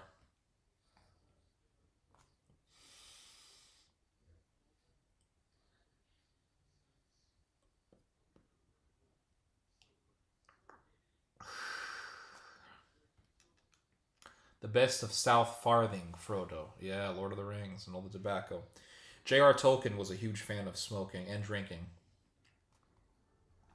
Who here is a fan of the Lord of the Rings books? Anyone else? Anyone here read Lord of the Rings, or has anyone here read Lord of the Rings? Where's your kitties? I got one right here. He's sleeping on the floor here. I don't want to disturb her though. Oh, you're not Japanese, okay. Do you know Naruto? Yes, I've heard of it. Yes, I've heard of Naruto. Naruto. Somebody recommended listening to Caruso. Lucio Dalla Caruso.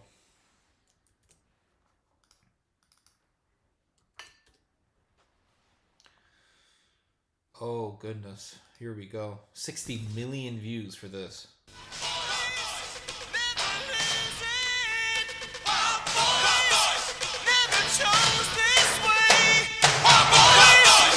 Vorrei una camera. Come? Vorrei una camera. Non ho capito come? Vorrei una camera.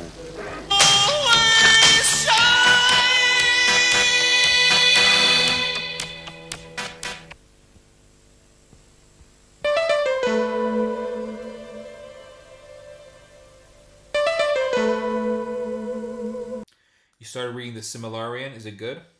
Silmarillion.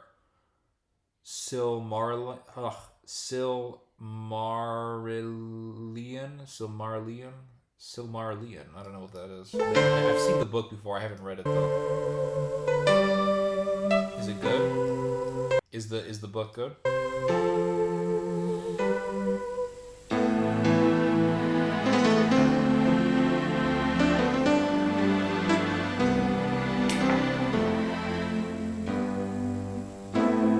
Qui dove il mare luccica e tira forte il vento,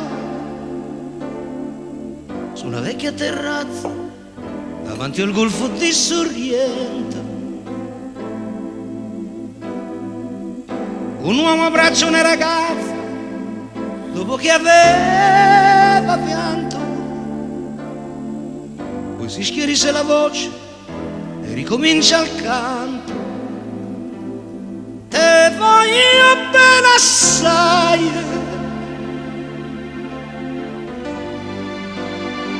ma tanto, tanto bene sai, è una catena ormai,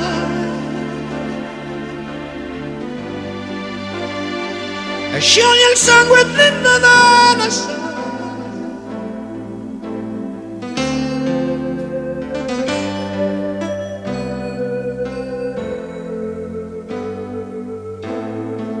Vide le luci in mezzo al mare, pensò alle notti là in America, ma erano solo le lampare e la bianca scia di un'elica. Sentì il dolore nella musica, si alzò dal pianoforte, ma quando vide la luna uscire da una nuvola, Hogwarts mi sembrò più dolce anche la morte. Guardò negli occhi la ragazza, quegli occhi verdi come il mare, poi all'improvviso uscì una lacrima e lui credette di affogare. I think this song is okay. What is the title of this song? Lucio Dalla Caruso. I remember when I first landed in Rome.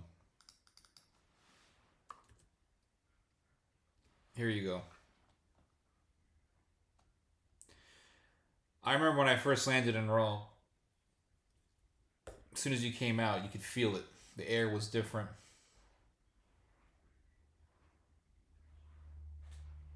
It was heavy, it was muggy.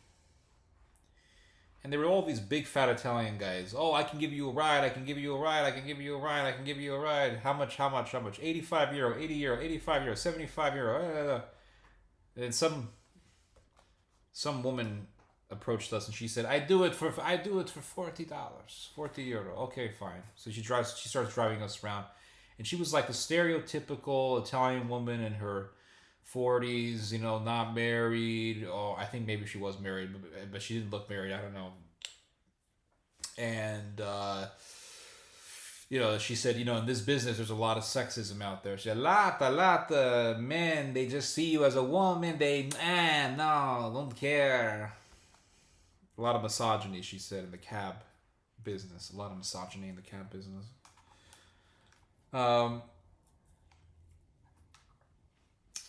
You know, last week I did not do a live stream. You know why? Because I was on a date.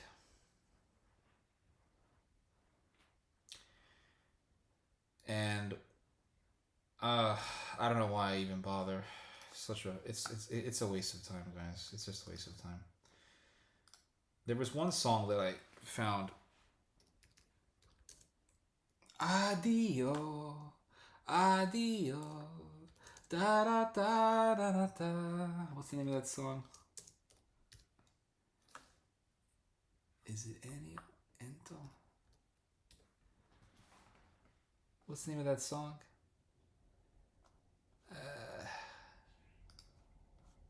He's from Naples.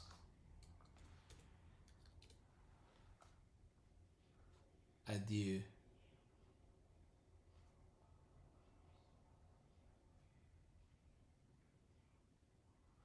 What's the name of that song?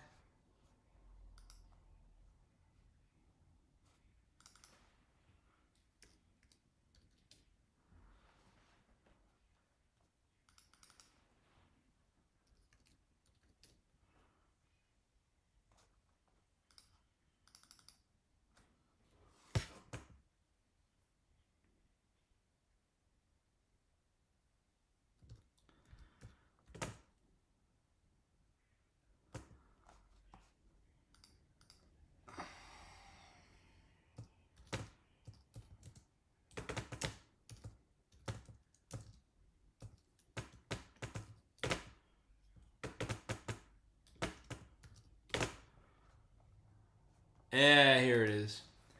Enzo Gragnaniello. One of the best musicians of our time. From Naples. This guy makes really good music. I love this song. When I was in Italy, I kept singing this song when I was in the car. Addio, addio, da da da da da. And this Italian guy who was with us, he kept hearing me, and he started mocking me. He's like, this guy all day, addio. I love this song, guys.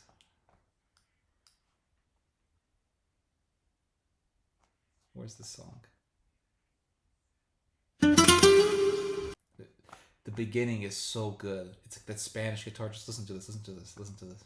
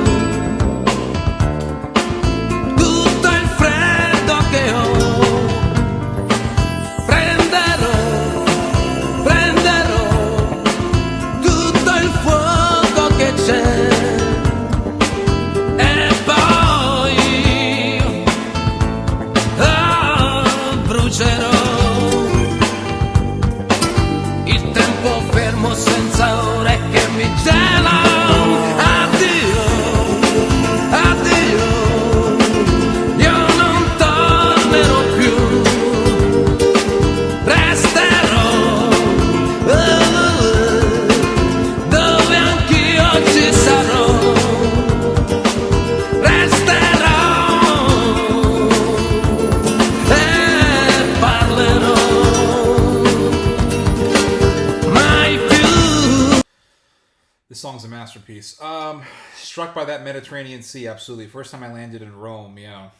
When was the last time you went on a date, and how did it go? The last time I went on a date was last week on Friday.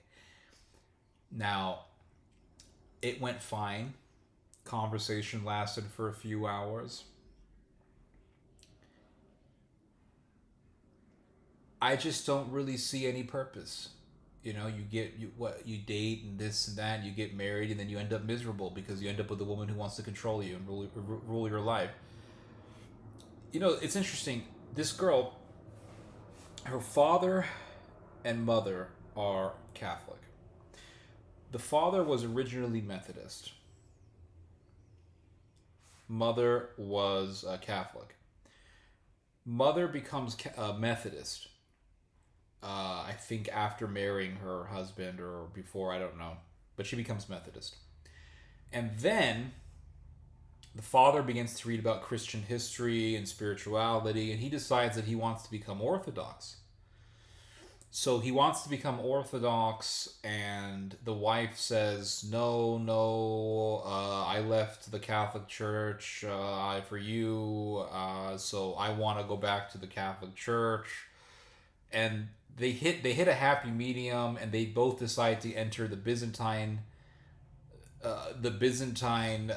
Catholic Church, because it basically has all of the presentation of the Orthodox Church, but it's under Rome. So they get into the Catholic Church, and then she tells me that her father has regretted becoming Catholic because he sees all this bullshit with Pope Francis and all the sodomite stuff, and he just he regrets becoming Catholic. My whole thing is, why didn't he become Orthodox initially? Well, because his wife wanted to become Catholic. Well, what happened there, right? It sounds like the wife, it sounds like the mom just was very assertive and domineering. And, you know what they say, you don't just marry the woman, right? You marry the family. So you have a domineering mother. She's going to probably turn out like her mom. It sounds like a pain in the ass. It just sounds like a pain in the ass, guys. I don't see what the point of it is. I'd rather just drink wine and smoke Latakia and play video games and talk to you guys. It just seems like a pain in the ass. It just seems like a huge pain in the ass. You know, I wasn't very enthusiastic. I was just like, okay, you know, we had a fun conversation, and then that's it. I don't really see any need to pursue any further yeah, that's it. I don't care. You know, when you're younger, you're very enthusiastic. When you ask a girl out and she says no, you're heartbroken. When she says yes, you're super excited. And then because you see so much bullshit as you get older, then what happens is that things don't excite you that much anymore. You get less surprised by things because you've seen a lot of weird things already. You don't get easily excited. You don't get easily shocked or enthusiastic. You're just sort of analytical. You become more analytical as you get older, and you become more picky, and you also become more comfortable in your life. You become more content in your life. So it's actually very difficult for a woman to try to convince a man who's in that mindset to pursue her in a relationship. That's why I kind of laugh at all the whole red pill thing. All these men are just so obsessed with getting girlfriends and they follow dating gurus, and I'm just sitting here like, who gives a shit, you know?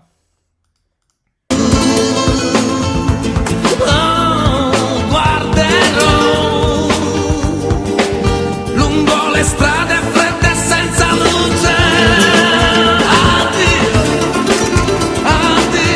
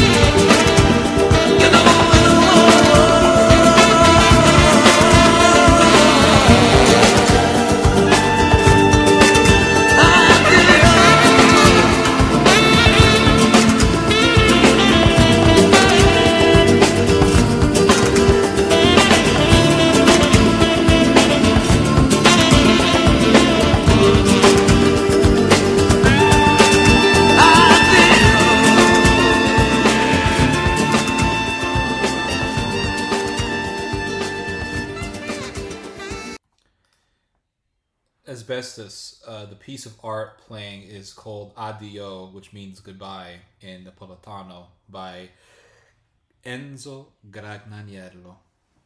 Here, I'll send you the title. I don't know if it's going to send or not. Oh, there it is. The Red Pill community is basically a bunch of disgruntled men who struggle with women coming together to bitch and moan about not getting laid. Guys, the easiest way to attract a woman, you know what the easiest way to attract a woman is? This is the this is the best piece of advice literally any man can have. Talk to the woman as if she's a man.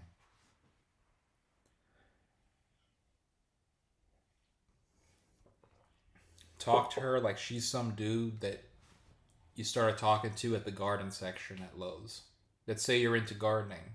You go to Lowe's, you go to the gardening section, or Home Depot, or any self-improvement store, hardware store, whatever. And you meet some dude, you start talking to some dude there, a random dude, you start talking about plants, and you both have an interest in plants, and so you talk for an hour about plants. That's how you should talk to women. Just talk to them like they're just talk to them like they're your pals. Bam. Bam. That's it. That's how I talk to them now. I used to be like, trying to impress them and all this. That doesn't work. You can't impress them with anything. You just have to talk to them like they're regular people. That's it. Do you like Filipino songs? I've never listened to Filipino music. I don't know if I don't know if I would like it. Honestly, guys, I don't know if I would like Filipino music. I've never been too crazy about Southeast Asian music.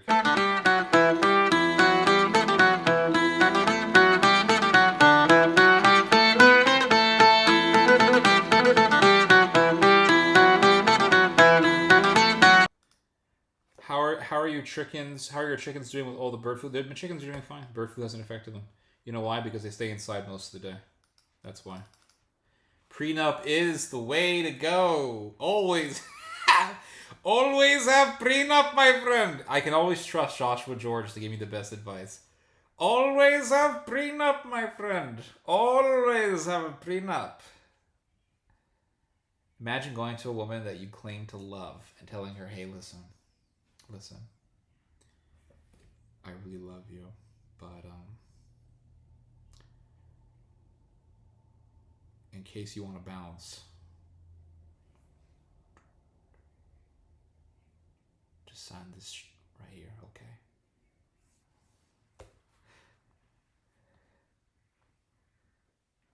You can invite us to the wedding. I'll live stream it. I'll live stream the wedding, and then after an hour of the wedding, then I'll pull out a drink, and we'll say, hey, this is the finest wine, guys. It's Cali Rosé.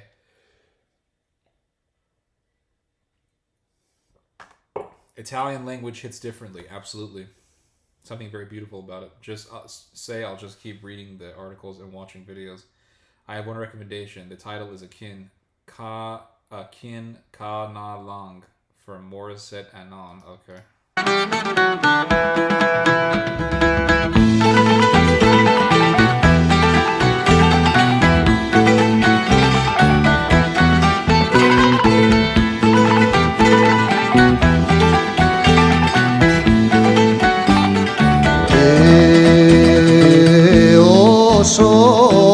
Βαρούν τα σίδερα μανάμαν, βαρούν τα μαύρα ρούχα.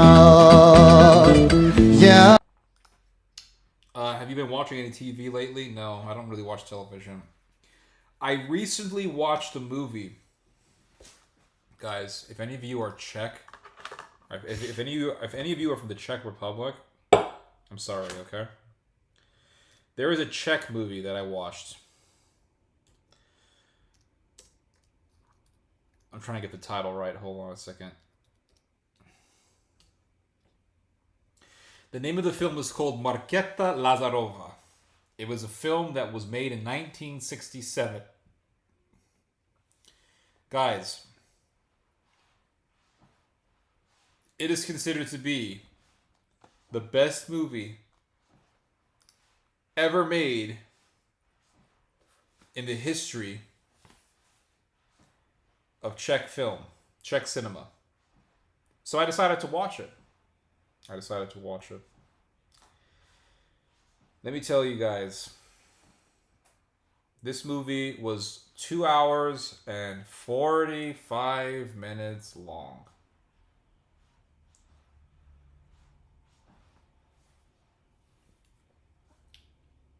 What can I say about this movie?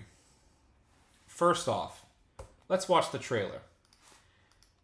And then I'm going to give you guys my thoughts on the movie. Because the trailer is very impressive, I'm not going to lie. The trailer for a film that came out in 1967, it's not a badly shot movie. Yes, Nikos Zoloris is one of the greatest of all in Greek music. I've been listening to him since 2011 or something. That's bullshit. It's not the real trailer. Okay, so let's look at the trailer of Markéta Lazarova, the Czech film. Did you feel every minute of it? Well, no, because sometimes I would literally just go to sleep. So let's look at this movie.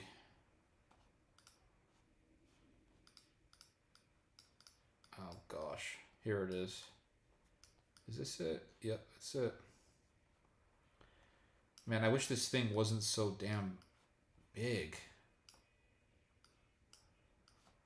Here it is. Dang it, this OBS thing is kind of a pain in the ass sometimes. So let's watch the trailer for this movie, and then I'll give you guys, oh my god, I'll give you guys my thoughts on there. I'm gonna shrink myself. So let's watch this movie. I will say that there are shots. Does the movie have subtitles? Yes, it does. There are shots in this movie that are very well done. There is acting in this movie that's very, very good. But just the arrangement. Okay, I'll give you guys my thoughts after watching. Let's watch the trailer.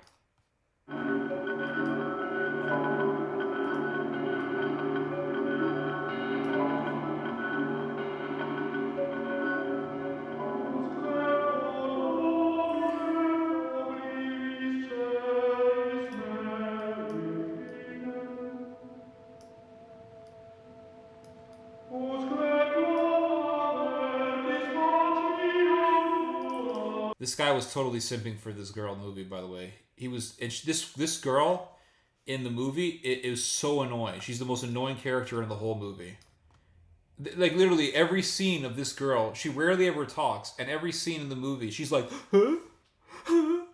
Huh? Like that's the problem with films made in the 60s, is that for some reason they would have these scenes that would just drag on, and then the characters would just make really annoying noises for 10 minutes. You'll see this in the spaghetti western movies where they'll have a guy on the desert and he's super thirsty and he's like and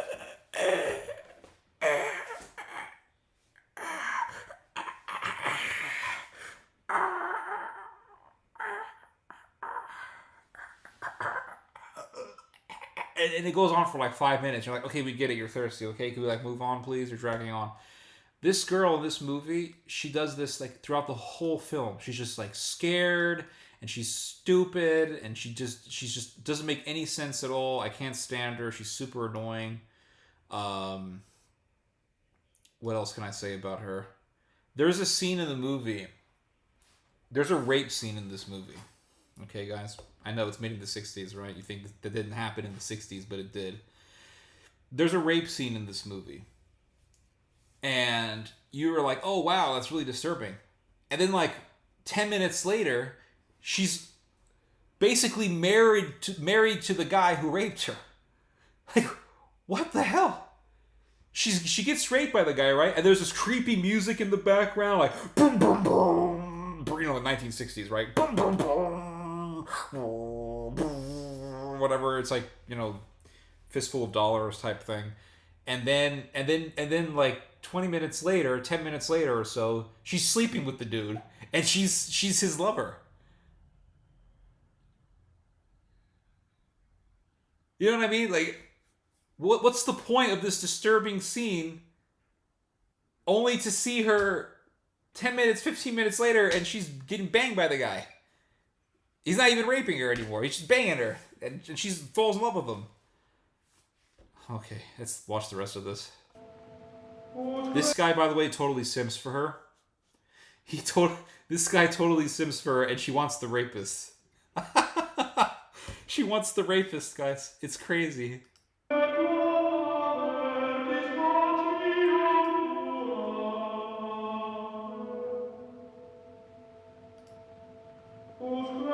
See, these shots are beautifully done. Like, really, they're... Hold on, I'm gonna get this screen just perfect. Hold on, guys. I gotta get this screen. Oh, it drives me crazy. Okay, that's good. Let me just shrink it. Good lord. Let's just shrink it a little bit. Why am I vouching for this movie again? No, I'm just giving you guys the positives and the negatives. I'm being as fair as I can. So like, fuck. Okay, that's good enough. So like this scene, some of these shots are really done.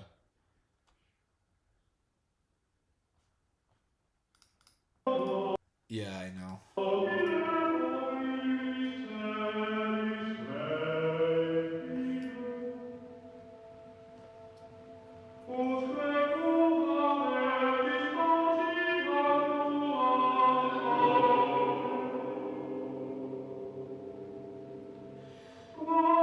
So this dude is like a thief. It's like the movie is about a gang of thieves, and they rob people, and then somehow we're supposed to be interested in their lives.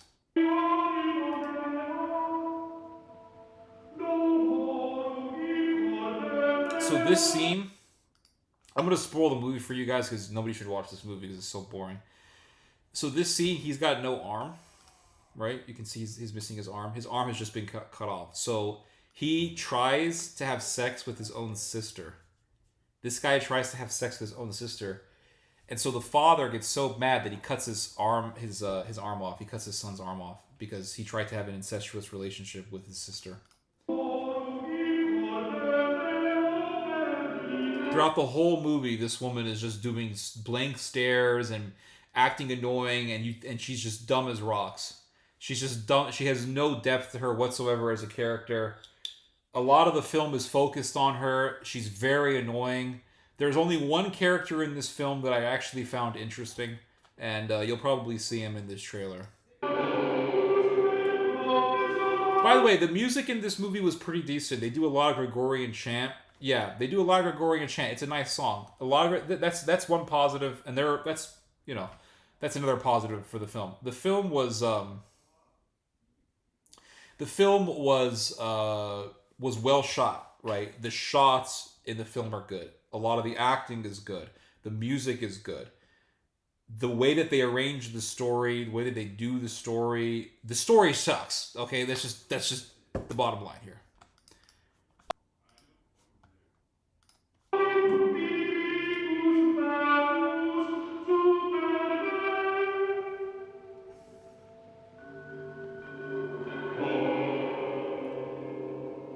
See, like this shot, that shot is really good.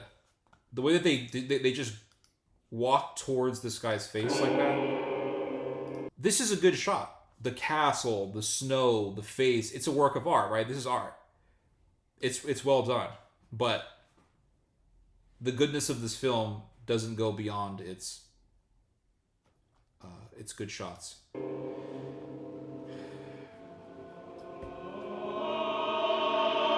Now, this character was interesting because he's a heathen. He's a complete heathen.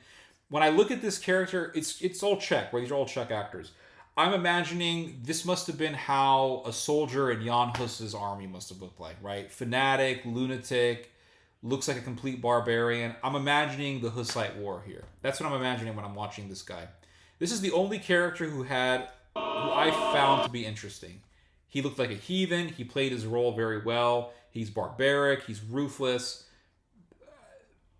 I like this character. I mean, I don't like the character, but I found the character to be interesting. I found the character to be one that grabbed one's attention, right? One that grabs your attention. And you can just look at him and you imagine that this is how a Hussite warrior must have looked like. Yeah, the film is very well shot for an old movie. And yeah, you say, I wish, Asbestos says, I wish all old movies had shots. Yeah, I agree. Completely agree. Yeah, lousy screenplay.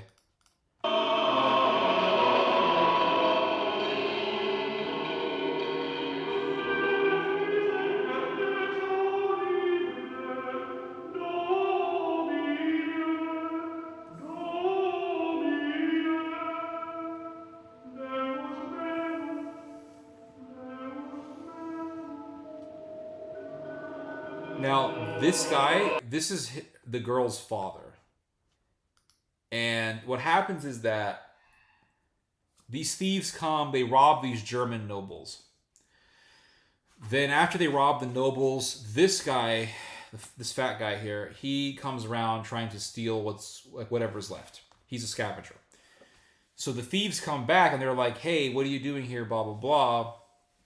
So they eventually have this not a rivalry, but they become enemies with this guy. And so he begs for his life because basically they come in to kill him.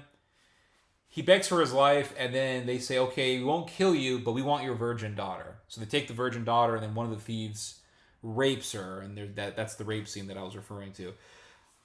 There's no one in this movie that I really like. I did say that one character was interesting. I didn't like him. The guy's a scumbag. But I think that character was interesting in the sense that the actor played a good barbarian. He did a good job in playing a barbarian. Kind of like the character who did Hans Gruber in Rush Hour did a really good job in playing a sophisticated German criminal. I don't like Hans Gruber. He's evil. He's a thief.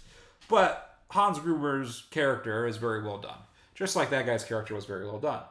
But other than that, there's no one in this film that I like. There's no one in this film that I can invest my emotions in. I think an audience member has to want to invest interest in a character, want to invest sympathy, admiration in a character. And there's none of that in this movie. I didn't admire anybody in this movie. Nothing. The main characters are thieves and scumbags. Then you have the girl who's as dumb as rocks. She gets raped and then goes with the rapist. It's just a complete moron. There's nothing here that's interesting. Was made like a documentary? Maybe. I don't know. I wouldn't say that. I thought Czech people are very atheistic, yes. This is the worst trailer for a movie ever. It literally tells us nothing about the characters. All we get is that epic Victoria. Well, a trailer really shouldn't tell you much. It should just give you an aesthetic appeal that's luring enough for an audience to want to go see it.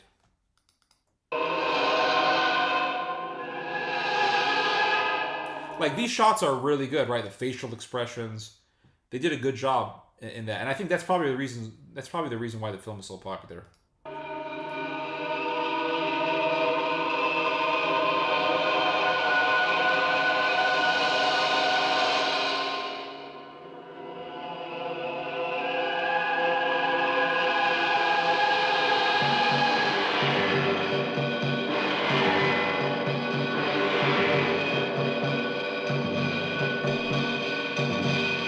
Yeah, all the good parts of the movie are in the trailer.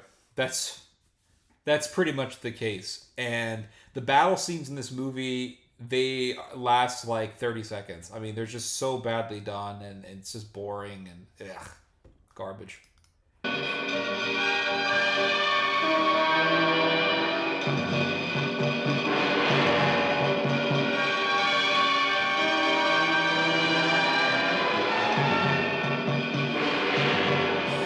So I give this movie a 1 out of 10. I won't give it a 0 because there are some good aspects to it. I give it a 1. And the reason why I give it a 1 is because while there are good aspects to the film, the good aspects, the good characteristics of the movie pale in comparison to everything else, which is just terrible. So I give the film a 1 out of 10. You know what? I'll give it a 0 out of 10. I'll give it a 0. It's such a... Oh my god, dude. I fell asleep. I fell asleep multiple times in this movie. If you do have problem sleeping, watch this movie. Seriously, put this movie on YouTube, on your laptop. Try watching it, and you'll fall asleep. There is one scene in this film that did grab my attention. It's when a pack of wolves attack a man, and the man begins to fight the wolves. And I'm like, wow, what's going to happen? Is he going to make it? Is he going to survive? Like the suspense. This was the only scene in the film that built suspense, and the film cuts off right when he starts to attack the wolves. The moment he attacks the wolves, boom, scene ends, and it never returns. You'll see that character who tried to fight the wolves walking by himself in the middle of the wilderness. You don't get to see it. There's nothing there. What happened? So there's this one scene that actually builds tension, and that attention grabbed my anticipation, and then it just ends. It just dwindles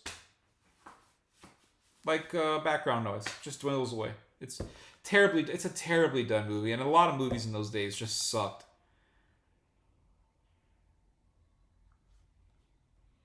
A trailer should pique your interest, and a movie should have some redeeming characters, or if not, then at least a lesson to be learned. I get angry, yeah. 1917 was a great movie. I watched it, and wow, you really sold this awful movie to us. Now, one old movie that was really good, this was the only old movie that I really liked. One of the few old films that I think were really good. Oh, man. It's a Serbian film. It's the only Serbian film that I watched that I really liked.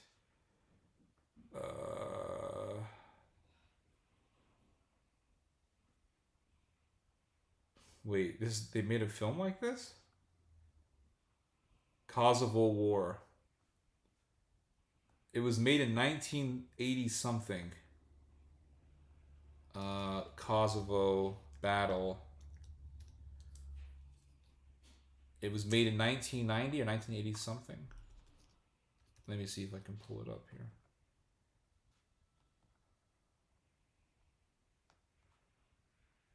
No.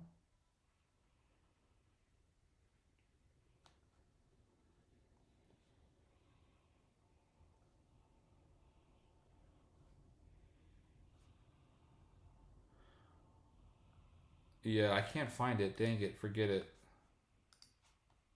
Forget it. I can't find it. What was the trailer? What was the movie?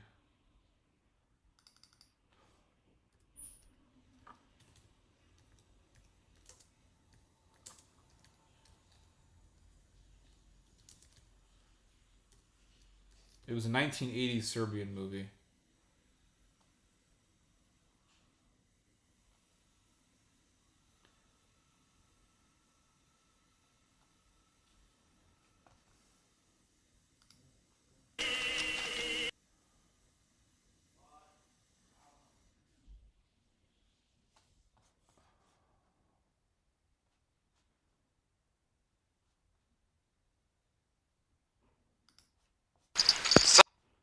I'm finding some scenes from it. I can't find the trailer.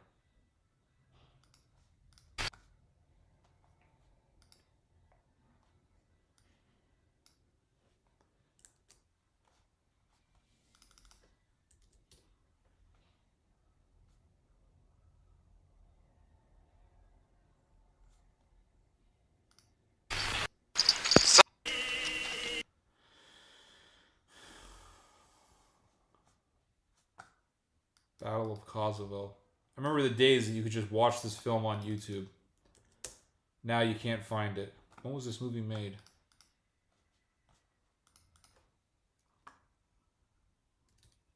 Movie.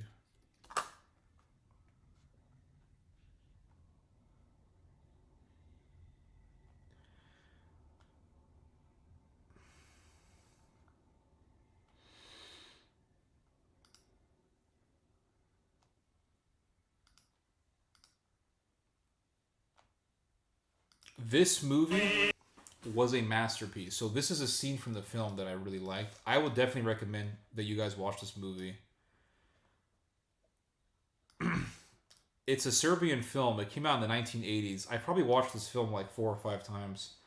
It's so good, this movie. It's such a good movie, guys. It's so well directed. The acting is beautiful. I recommend that everybody go watch this movie. So here it is, guys. This film is a masterpiece. Patriarhova molitva. Wait, where's the subtitles? Okay, here's the subtitles, guys. Sorry. Can you guys see the subtitles? Oh, scheisse. You guys can't see it.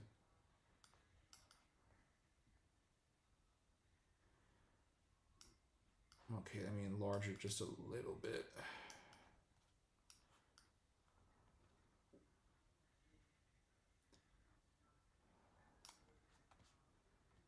Okay. Patriarhova molitva. Samo što nije počela. A kad ću oslepeti?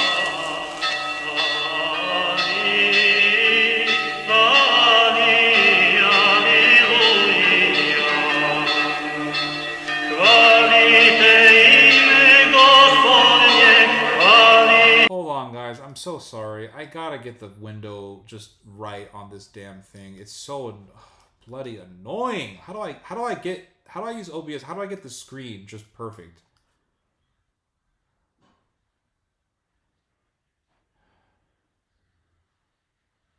Okay, I want to enlarge it just a little bit. Just a little bit more. This movie, guys, is so well done. The acting in this movie is so good. Let's just watch it, okay?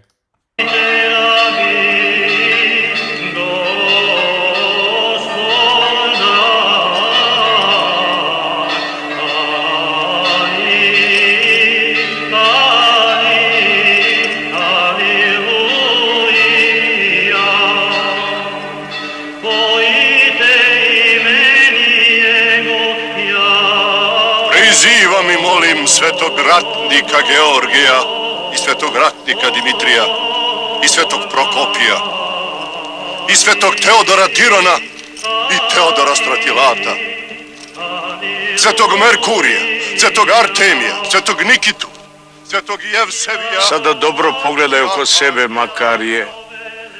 Ovo što vidiš posljednji put. Mihajla sa 12 krila. Podignite nas i podržite i povedite da u boj uđemo kao žeteoci u žetvu i da se kao žeteoci iz žetve sa obilnim hlebom iz boja vratimo. Obasjajte nas danas i ozarite. Napunite se nebesa ikonama na svetim zastavama. I osnažite nas da se dostojno borimo za večniju i pravedniju prizam. That is a scene. That's when I first saw this scene, I was like, it's so powerful, and the prayer is so powerful. The acting is, everything about this scene was perfect. It's just a perfect scene. It's so beautiful, guys. So beautiful. I think this film came out in 1986 or something. I don't remember. 1989. So basically a 1990s movie. Guys, this movie was so perfect. So perfect. You guys, no, you don't want an English dub it. You'll ruin it. You'll lose the spirit of the movie. You got to hear the actors and how they express themselves. You got to hear the expression. The expression has to be there. Read the subtitles, then you'll understand it. But you got to have that expression. You'll kill the film without the expression. Looking at this trailer, it comes to my mind, Alexander Nevsky movie. Alexander Nevsky. Is that a good movie?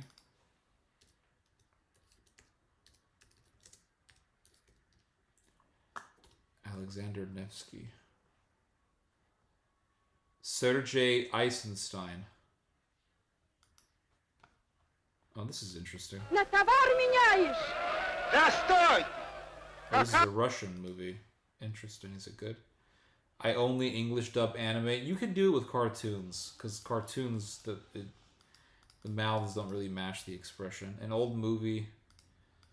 You don't really need to have the original language on a cartoon because the way that they do the mouths, you can put any language in there and it fits. Alexander Nevsky, The Holy Russian Emperor, the movie was from the 70s, I think. Was it good? Was it a good film? Would you guys recommend it or no?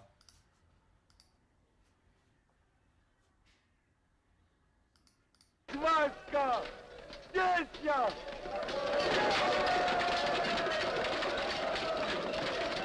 The way they did battle scenes in those days. The YouTube video is very loud. I don't think that's the case, my friend. Don't go full screen. Okay. Use screen capture. Okay. Have you seen the Netflix movie All Quiet on the Western Front? No, but I saw a little bit of it on YouTube and it looks really good.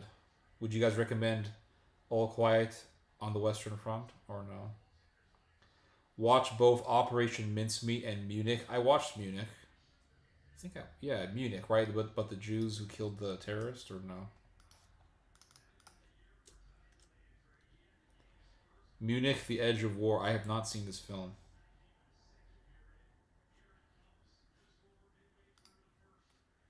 Operation Mincemeat.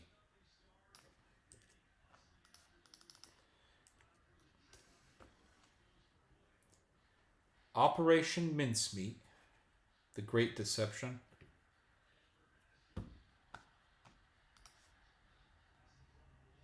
The Kiev Rus.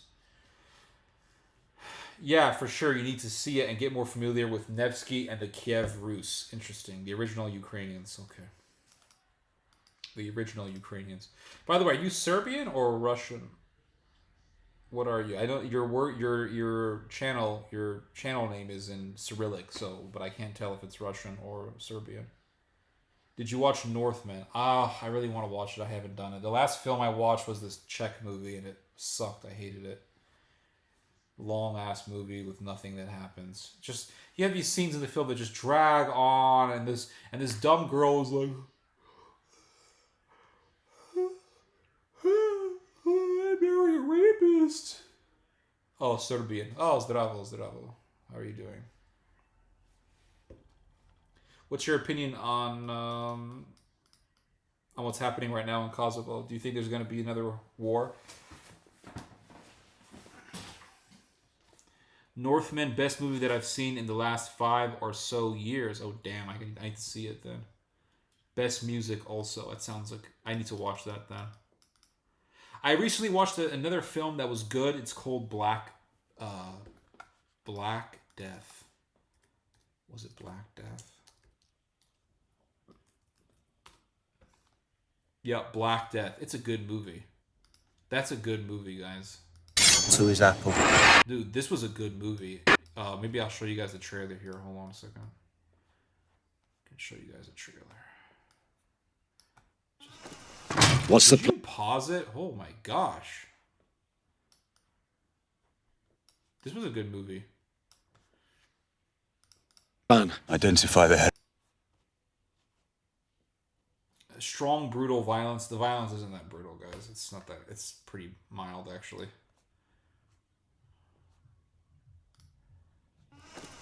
What's the plan? Identify the heretic. Put him in a cage. Split any man from his arse to his apple. Fumes of the dead hung in the air like poison. This film, it had this movie is called Black Death. It came out in 2011. This film was really Dark Souls like. If you guys have ever played a Dark Souls game like Elden Ring, you'll know what I'm talking about. It had a very Dark Souls feel to it. Very Dark Souls feel to it. A plague, more cruel, more pitiless than war, had descended upon us. This was not God's work, but witchcraft.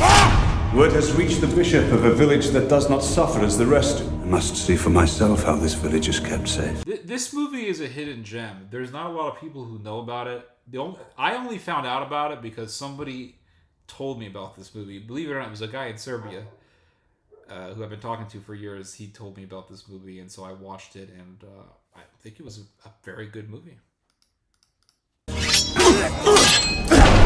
This village we're headed to, they have cast God aside. In his place sits a demon. We journey into hell. But God travels with us. Where are we going? The film, in the movie, they go into this part of Europe, I think it's in Germany, where paganism is still alive. So they're in this part of Europe where Christianity is rejected, and then they have to fight off these heathens. I hope that there is no war in Serbia again. We need a little bit of peace. It's just been years of war and devastating. They don't let us prosper. My guess is that Vucic will hand over Kosovo under the table. I really feel sorry for you guys, in all honesty. I really do. I feel sorry for people in the Balkans. It's just, like you said, never-ending war. What brings you to our village? Word of the pestilence has not reached you. Word is all that has reached us. Nothing here is what it seems. We have no fury. We have no... It's a decent movie, guys. If you're interested in a film that's kind of like Dark Souls, you probably will like this movie. Yeah, you'll probably like this film. Now, I want to show you guys something. This is something that I've been thinking about for a while now. Because right now, I've been reading Julius Caesar's Conquest of Gaul. And I did a little video about some of the things that I've read in it today. Julius Caesar's Conquest of Gaul. I watched Midsummer. It was okay. A little weird. I didn't like the ending. But the way that they presented the cult in the beginning of the film, I thought was pretty cool.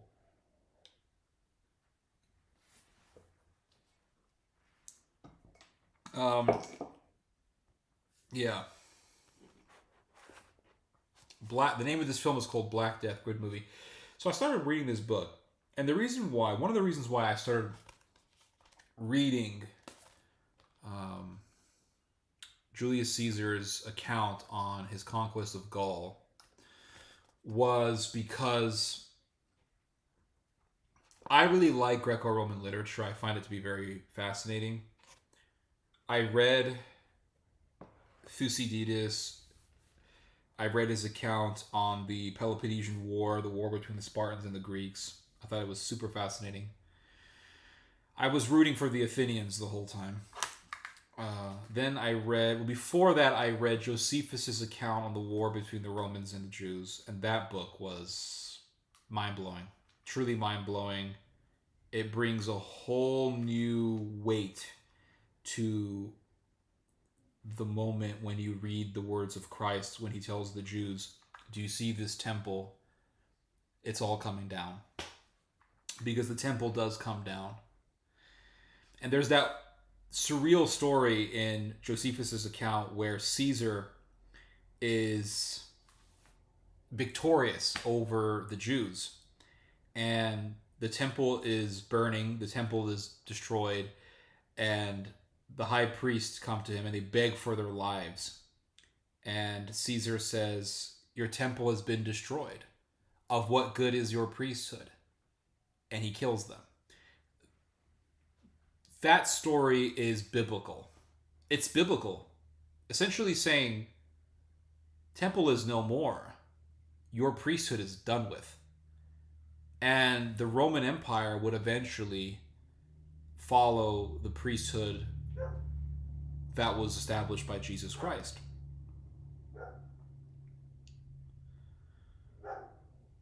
So I thought, if Josephus was that interesting, if Thucydides was fascinating, why not read The Conquest of Gaul? And right now I'm playing Elden Ring. I've been taking my time on it, and Elden Ring does have a lot of artistic presentations of Europe, of medieval Europe, and even though it is very mythological, aesthetically it's very pleasing. And so things that are aesthetically pleasing makes me want to read certain things that connect to that which I find aesthetically pleasing. So I started reading Caesar, his account on the conquest of Gaul. And one thing that I've noticed is that when you read a book that is from antiquity about a particular ancient event, it's so different from reading. It's so different than watching some documentary on the historical event that the book is about. And when you watch a documentary that's about the Roman Jewish War or the conquest of Gaul, there's just a lot of bullshit. There's a lot of oversimplification of the events. They also take away, or they just don't talk about, a lot of the very important things that happen in these historical events. What is your ethnicity? I'm pretty mixed. My father is from the West Bank in Israel. My father is Palestinian. My father himself is actually half Palestinian, half Scottish.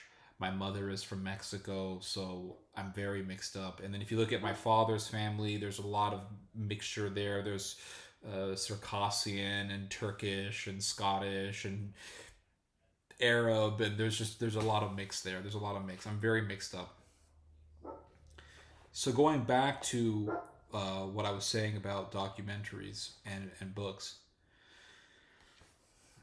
When you watch a documentary, you're losing so much of the story. You're not being told most of the story. You're being told a part of the story, and then they will mix and mash different events, and they will actually rearrange events. You'll see sometimes. One time I watched this documentary on the Roman Jewish account, and it'll talk about one event, and then it'll talk about another event that actually happens before that particular event. They will talk about all these events, and then they'll talk about another event that happens. But when you read Josephus, that other event actually takes place at the beginning of Josephus's account. So they rearrange events, and they just don't talk about most of the stuff that Josephus wrote about. I'll show you guys an example of what I mean, and then I'll give you guys my commentary. Yeah, I agree. Reading books is definitely the way to get the best info. I completely agree. I think that these documentaries cause brain rot. Like, seriously, it'll cause brain rot. I think if you actually sit down and read the book, read Josephus, you not only are absorbing really interesting information, but you are working your brain. When you read, you work your mind. It's a workout for your brain. That's why you actually get tired reading, because it's a workout. You're literally working your brain muscles, and you're working your brain wiring. It's really helping you out, actually. So let me show you guys a little bit of this documentary that I was watching. I hate these documentaries, guys. These documentaries will actually make you stupid. It'll cause brain rot. It'll cause brain rot, guys. Do you think that Stoicism is bullshit? I think there's truth in Stoicism. I don't really have so much of an issue with it. Dr. Walid is a good man. Oh, thank you so much.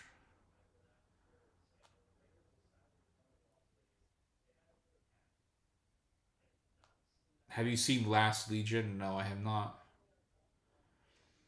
So here it is.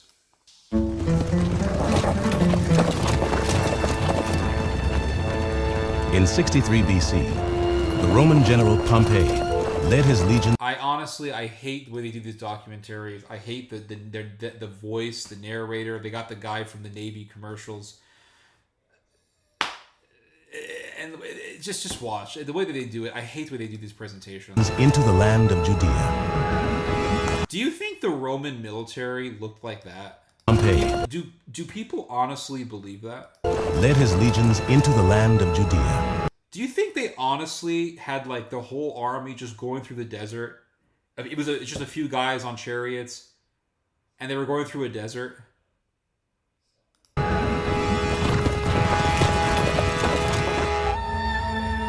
For 100 years, Judea had been an independent nation, and many Jews believed that as the chosen people of the one true God, they would remain free forever.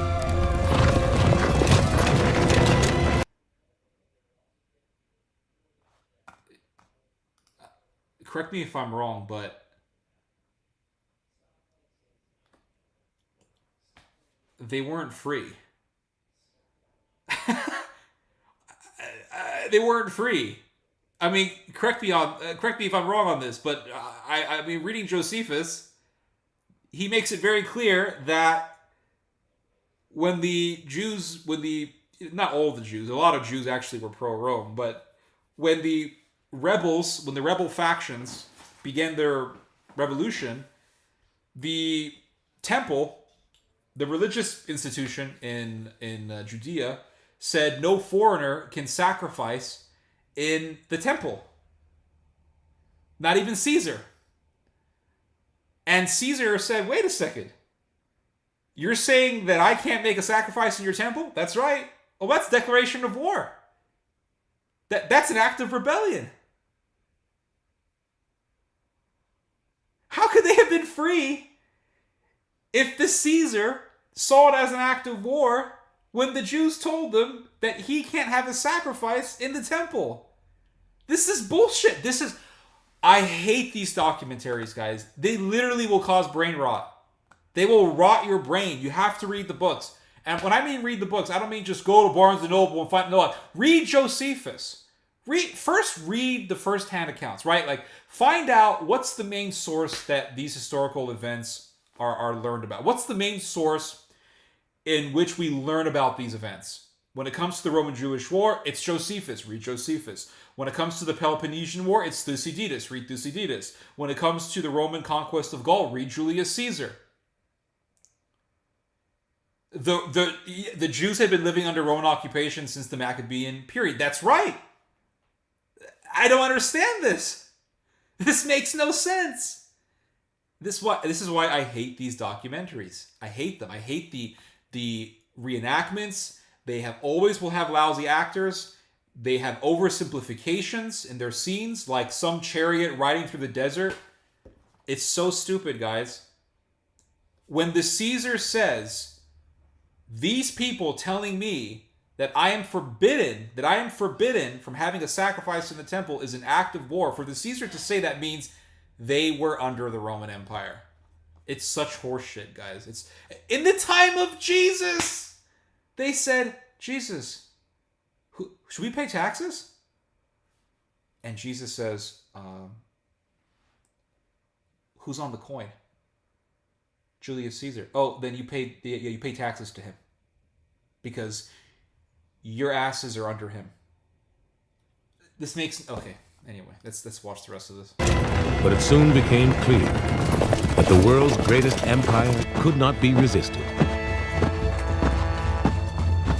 The triumph of the Romans produced a crisis of faith among the Jews. I honestly don't know where they're getting this from. Crisis of faith. I have no idea where they're getting this from. Where are they getting this from? I read all of Josephus' account on the war.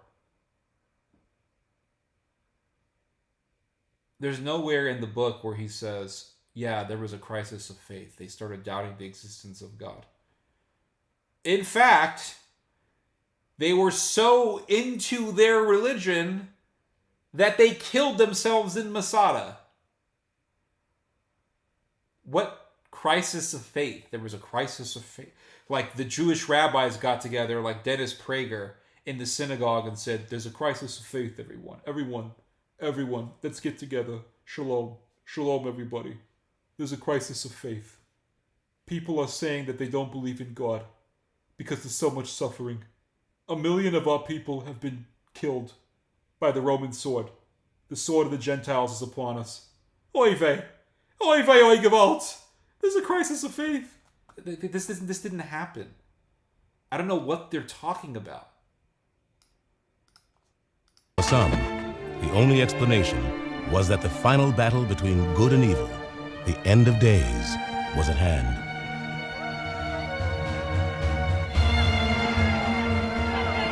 They would soon see evidence for their belief. For the years ahead in Judea would be one of the most bloody and chaotic periods in human history. It was extremely bloody, that is true. It was extremely bloody, guys. It was bad. There was a lot of death, a lot of mayhem. Yeah, definitely. Yeah, Dennis Prager. Rabbi Dennis Prager was there. circa something, 70 something AD. Documentaries are mostly historical fiction and overly dramatic reenactments. Yeah, I know it's garbage. I totally agree with you. Brain rot. The saddest part of these documentaries are they don't even spark an interest. No, they don't. It's just crap.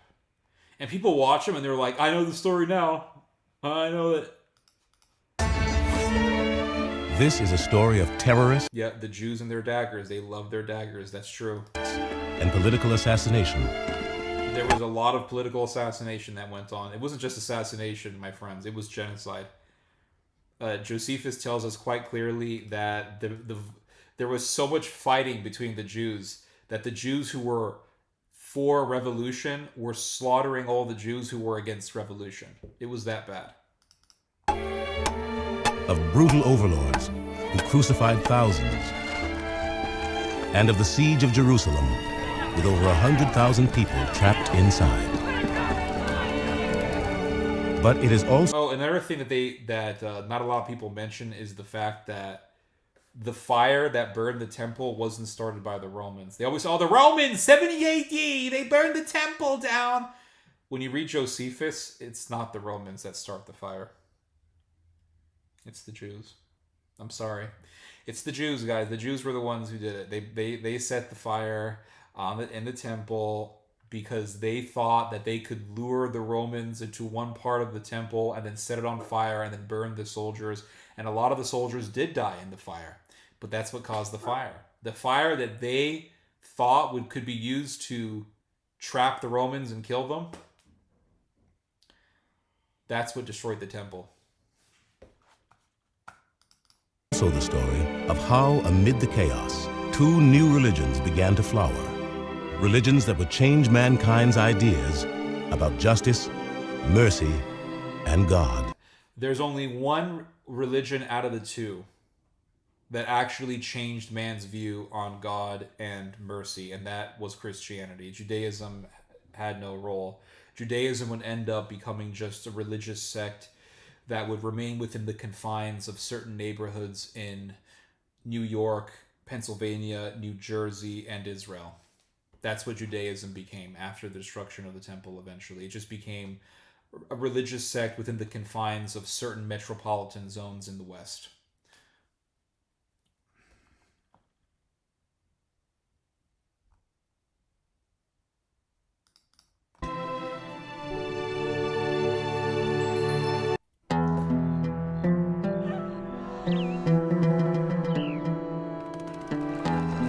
When Roman troops rushed into Jerusalem, the capital of Judea, they were unaware that they were about to meet the most extraordinary people they had ever tried to conquer. There's a little bit of lag. I don't know why that's happening. The defenders of the city retreated not to a fortress, but to the temple of their unique God to make their last stand. According to the historian Josephus, when the Romans attacked the temple, their commander, Pompey, was amazed by the behavior of the Jewish priests. Pompey could... Another thing that the Romans were amazed by was how the Jews were killing each other so ferociously, viciously, and ruthlessly. There was so much killing that was happening between them. So you had two major sects. You had the Zealots on one hand, and then you had the establishment priesthood on the other. The establishment controlled the temple, the Zealots controlled the rest of Jerusalem, and the Zealots were butchering the other side. They were butchering the establishment.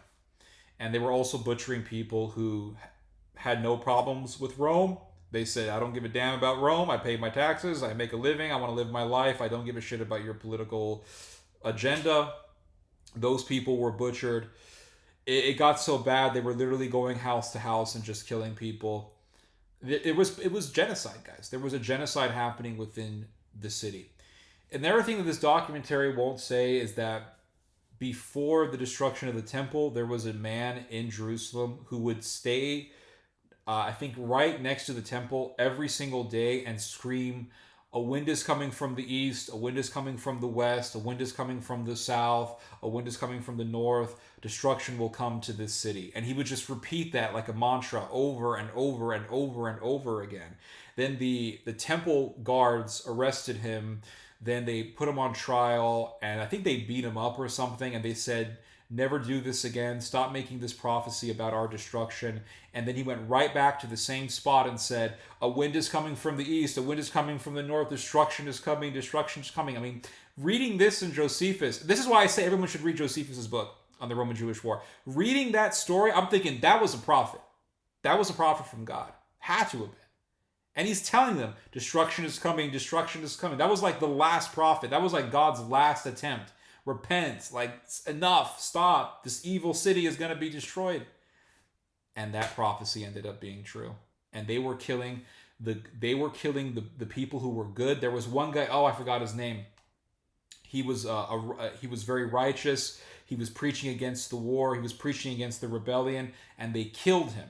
And he said that he was basically proclaiming that you people are wicked, you people are doing evil things, and they killed him. There were a lot of good people that were murdered in Jerusalem. It wasn't just, the Jews got together and, we're going to fight against Rome. This is our last stand, guys. No. They were all murdering one another. And the Romans, just as they were watching all this, and Josephus makes this quite clear, the Romans just stood back and said, you know what we're going to do, guys? We're going to just watch and wait and let them kill each other. By the time they're done, it's going to be pretty easy to take over the city because a lot of these people are going to be dead. A house divided cannot stand. That's why the Jews fell, because of infighting. Have you seen movie Quo Vadis about massacre of first Christians? Oh man, I need to see this. I saw a little bit of it, but I haven't seen the full. I saw the Colosseum scene. The documentation is supposed to, etc. Okay. Yeah. Okay. Let's watch the rest of this. Not but admire that they did not at all intermit their religious services, even when the temple was being attacked on all sides. Nor, indeed, even when the temple was actually being taken, did they leave off the divine worship that was appointed by their law. For the temple priests, performing the rituals that honored their God was more important than life itself.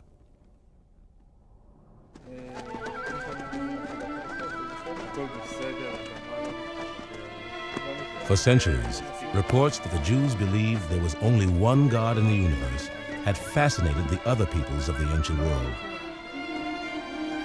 And the Jews' temple in Jerusalem was famous far and wide for the amazing rituals the priests performed to worship their God. The Roman general Pompey was among those who was intrigued by the Jews' unusual religion. He was particularly curious to see what their mysterious God looked like.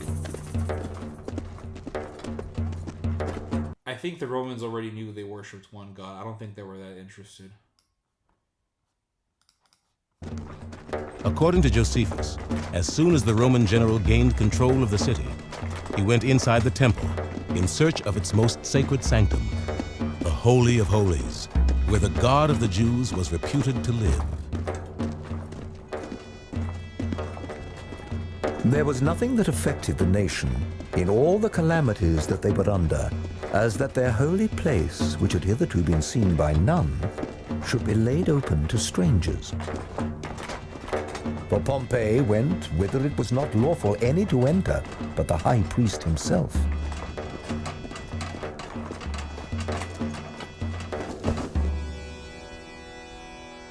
Instead of the great statue of marble or bronze that he expected, Pompey saw nothing.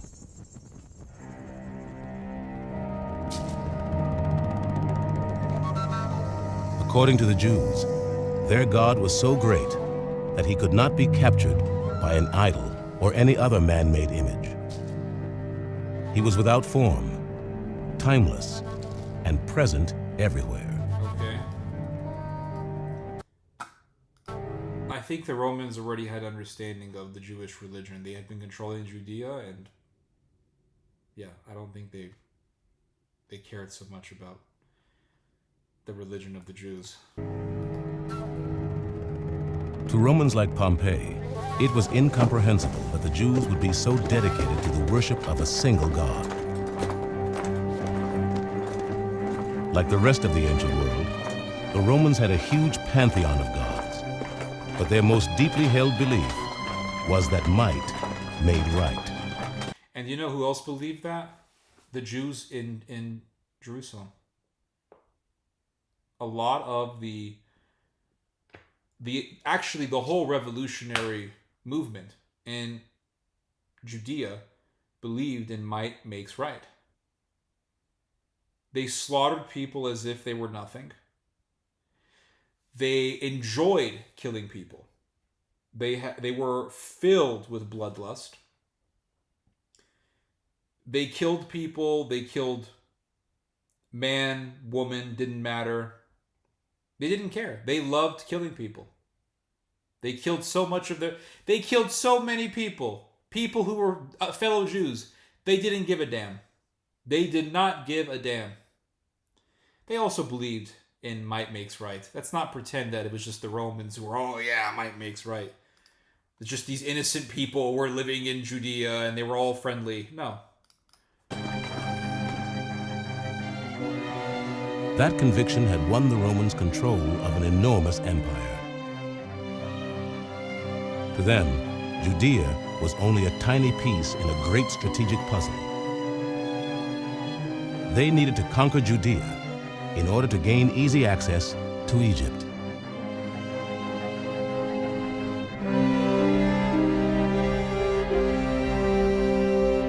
But to the Jews, Judea was the promised land, given to them by God to be theirs alone. This clash of cultures between the Romans and the Jews would lead to a vicious and bloody conflict that would last 200 years.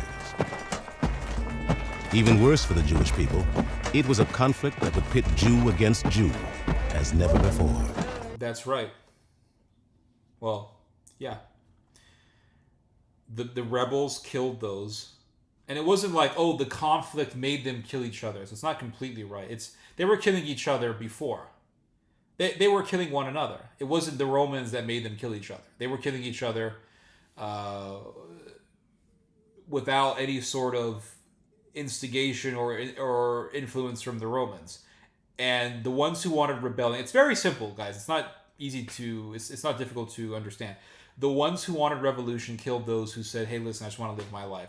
And that's the thing about revolutions that always bothers me, is you have these people with all these grievances, and they're like, we need a new government, overthrow the state, there's too much suffering. And then you have this huge part of the population that's like, hey, I'm paying my taxes, I'm just trying to provide for myself and my family, just trying to enjoy my life. I have no interest in your cause. But you need to die too.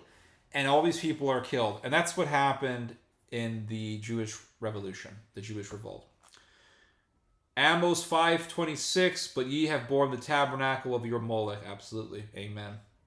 They even killed the prophets of God. That's right. They were killing the prophets before that. They killed Zechariah. They killed all these prophets in the Old Testament. Then they killed the Messiah. I mean, they were killing people. They didn't need any instigation by the Romans. Yeah, Israel and Judea. That's right. The Romans come into power, and it stimulates an immediate debate among the Jews about whether to revolt against them or not to revolt. And effectively, from the very beginning, there were Jewish groups that basically wanted to revolt, and others which cautioned and said, well, we really don't need to go so far. So what happens is that these groups are vying with one another constantly in the... Yeah, they're vying with one another, but he never explains how that looks like. What that looked like was entire massacres of people just because they had no issue with Rome. That's what that looked like. But of course they don't say that. Well, this guy doesn't say that. The period of Roman rule.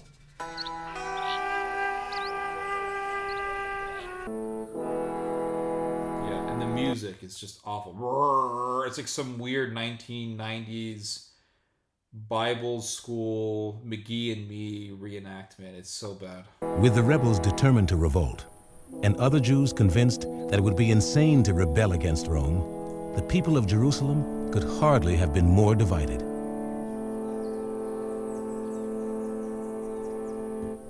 Then the Roman governor did the only thing that could possibly unite them.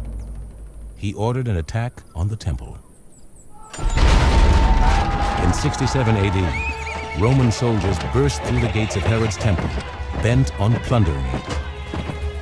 The governor was eager. Yeah, let's just ignore the entire section of Josephus before this. It talks about entire massacres being done.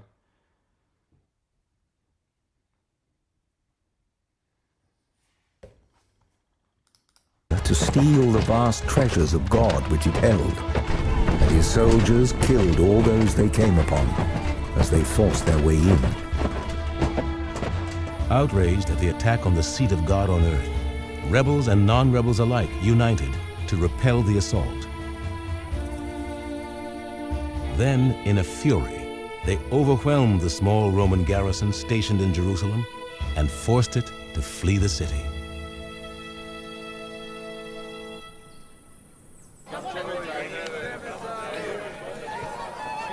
With Jerusalem suddenly free of Romans, many in this... Everything was perfect. Everything was perfect. The bazaar was amazing. Business was just doing great. The cities were bustling. This is life without the Romans, guys. It's a utopia. Everything was just perfect. The city was seized by a giddy euphoria. A giddy euphoria, that's right. That's exactly what Josephus tells us. He says that there was a giddy euphoria in the city. When actually reading Josephus, what you learn is that there was just continuous bloodshed between the two factions. Really, when I say between the two factions, what I really mean is that the revolutionaries were slaughtering those who didn't want a revolution. That's what was happening. It was just endless killing. It wasn't like, oh yeah, everybody, we're peaceful now, we're all friends, okay, shalom, shalom, everybody, shalom. The Zealots' dream of an independent Judea seemed tantalizingly within their grasp. But others argued that more fighting could only lead to catastrophe.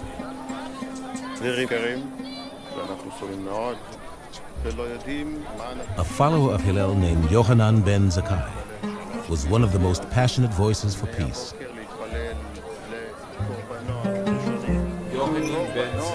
At the risk of being targeted by the Zealots for assassination, Yohanan told his students that it didn't matter who ruled Judea. What mattered was who ruled in their hearts. He was one of the good guys, I guess. Hold on. Let me look up something real quick.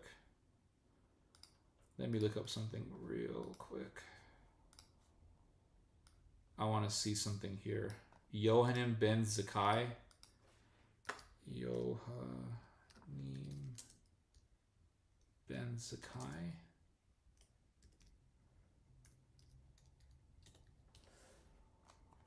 Yohanan ben Zakkai. Okay.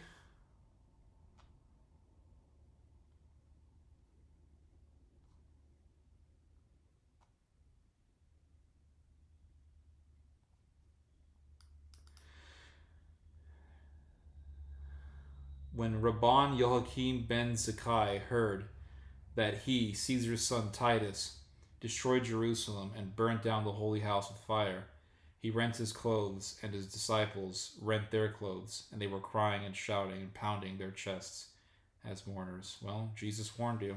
This temple's going down. Let's go back to the video.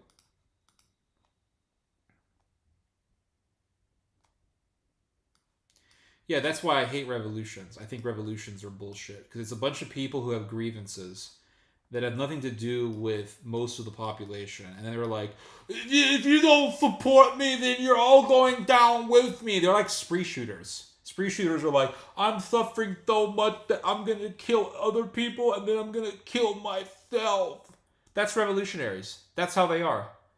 Everybody needs to suffer like I've suffered. Everybody. If you're not with me, then you're against me. And the rest of the population's like, dude, get over it. Who gives a shit? Okay.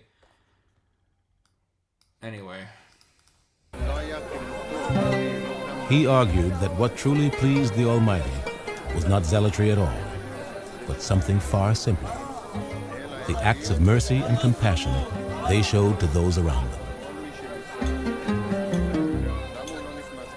Seems that Yochanan ben Zakkai was part of the peace party. As far as we can see, there were numerous Jews who, either because of their own closeness to the Romans, whether business reasons or other reasons, or simply because they were absolutely convinced there was no hope to do such a crazy thing as revolt against Rome, many Jews were really against the revolt. It seems that Yochanan... That's true. That is true. Many of them were. That is 100% true. And Josephus makes this very clear that a lot of the Jews were against the revolution. See, that's one thing I hate about revolution.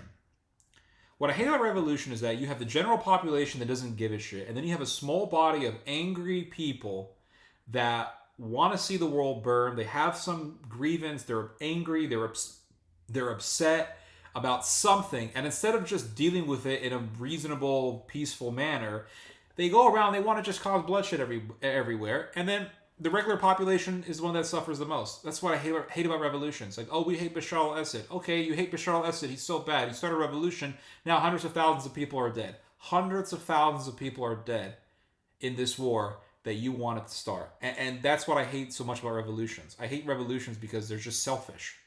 They're just selfish. Like, oh, well, a police officer mistreated me like 50 years ago or whatever, so I hate all cops. We should start a revolution. Then they'll start a revolution, and guess who's going to suffer? Regular people. Because somebody got mad about something that happened in the past. Or something that happened in the present.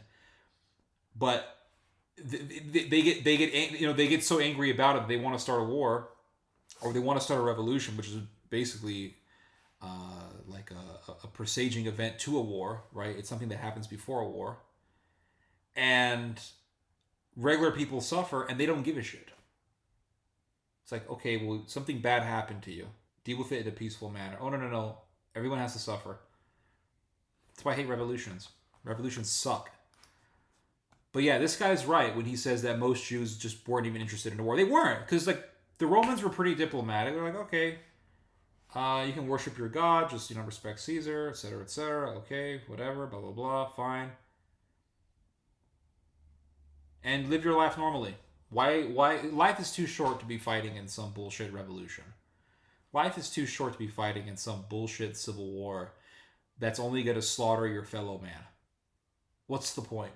Making people miserable, causing more pain that lasts for generations. Because a lot of people die, people are widowed, people are fatherless, people lose their children, people lose their parents, people lose their spouses, and then that anger is perpetuated throughout the generations. It's perpetuated through future generations.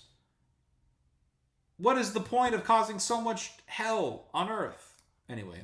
Ben Zakkai was one of those types of Jews who felt that what needed to be done was to get some form of accommodation from the Romans that would guarantee Jewish religious freedom and then leave things as they were with Roman rulers. But Jerusalem was not yet ready for Yohanan's vision of Judaism. From the steps of the temple, the Zealots made a public declaration of war against Rome. Convinced they were mad, many other Jews decided to take up arms to stop the Zealots. Yep. Oh, clicked on a different video. Yeah, wait. Old men mixed with women and infants. Wait, what? Hold on. Let's hear that one part again, because I clicked on a different video. Let's listen to that again. From the steps of the temple, the Zealots made a public declaration of war against Rome. Yeah, that's true. Convinced they were mad, many other Jews decided to take up arms to stop the Zealots. So there was a civil war that happened between the establishment and the Zealots. And the Zealots, don't let the name deceive you, the Zealots were people who claimed to be zealous for God, but they were gay. Right? So these were gay Jews who claimed to be the most zealous for the law, but they were homosexual, and a lot of them were cross-dressers. So that was the Zealots, right? And Josephus makes this very clear, that a lot of them were into homosexuality and dressing up like women, and they were murderers, so they were basically Buffalo Bill from Silence of the Lambs.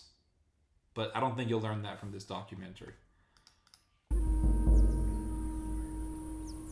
Fighting at this point broke out between those Jews. Now, this is the guy who makes the most sense in this documentary, Jack Miles. What he says here is very true. This is what he has to say. And the rebellious Jews who had taken refuge among them, and it was house to house at some point. Yeah. Yeah, Josephus tells us, he tells us very clearly that this is something that happened, that they were going house to house, they were clearing people, they were killing people. It was straight up genocide, guys. It was political extermination based on political differences. It was bad. It was hell on earth. Different neighborhoods would belong to one party or the other party, and the streets ran with blood. That's right. The streets ran with blood. That's correct. After a vicious week-long civil war, the Zealots were victorious. That's correct. The Zealots were victorious. They controlled the city, and they drove the opposition into the temple. The opposition stayed in the temple. And then the Zealots brought in their Arab allies. So they brought in Arab converts to Judaism who were living in what is today known as Jordan. They were living in Arabia. And they said, oh, these evil Jews, they're blaspheming. They are desecrating God's house. And the Arab converts to Judaism were Zealots, right? These were the proto-Muslims. These were the Muslims before they were Muslims. They were. Instead of revering Mecca, they were revering the temple. Then after the destruction of the temple, a lot of these people would eventually become Muslim. Hundreds of years later, they would eventually become Muslim. So these were the proto-Muslims. So the Zealots sent a letter to the Arab converts to Judaism. The Arab converts to Judaism came to Jerusalem. They went into the city, and they started butchering the people inside the temple. After the Arab Jews slaughtered the people in the temple, the Zealots went full Buffalo Bill Silence of the Lambs, and they were dressing up like women and killing people at random in the streets. It was literally hell on earth, and Jerusalem became Sodom. So much for being zealous for the law. It reminds me so much of the right wing, claiming traditionalism, claiming to be based, and then they'll defend a pederast like Milo Yiannopoulos, or they'll support gay Republicans. Nothing has changed, my friends. Nothing has changed. The Jews waged war on God and his prophets, so God waged war on them. What did they think was going to happen? Yeah, when you kill the Son of God, you're going to get destroyed. Yeah. They celebrated their victory by setting the city on fire. The Zealots set fire to the high priest's home and the palaces. Then they carried the fire to the place where the records were kept and burned the contracts it held. So they destroyed the records. You know why they destroyed the records? Listen to this. Thereby dissolving all of their debts. They destroyed the records that documented how much money they owed, so they wouldn't owe the money anymore. These were ancient libertarians. Taxation is theft. Destroy the documents. We're fighting for God. Yeah, destroy those tax docs, okay? So I don't have to owe money to the state anymore. All right. This was also done that they might persuade the multitude of the poor who were debtors to join in their insurrection. There was class warfare that was happening during the Civil War. Josephus makes this very clear. He talks about how there were people who rebelled and they started killing rich Jews. So poor Jews rose up and started killing rich Jews. So it was class warfare. It was Vladimir Lenin before there was Vladimir Lenin. It was Vladimir Lenin's ancient ancestors. There was class warfare. So it wasn't just killing people based on whether or not they were pro-Roman, but it was also killing people because they were rich. because they were poor bastards who were jealous. That's the bottom line. That's what happens when you have revolution. What you do is you get the poor bastards who are losers, and you tell them, hey, you're a poor bastard and you're a loser, but you can kill these people and take their money, and then you can have some money, which you're going to spend and waste away anyway, and then you'll be a poor bastard and a loser again. So, that's what these people do to seduce them, to recruit them into their revolution.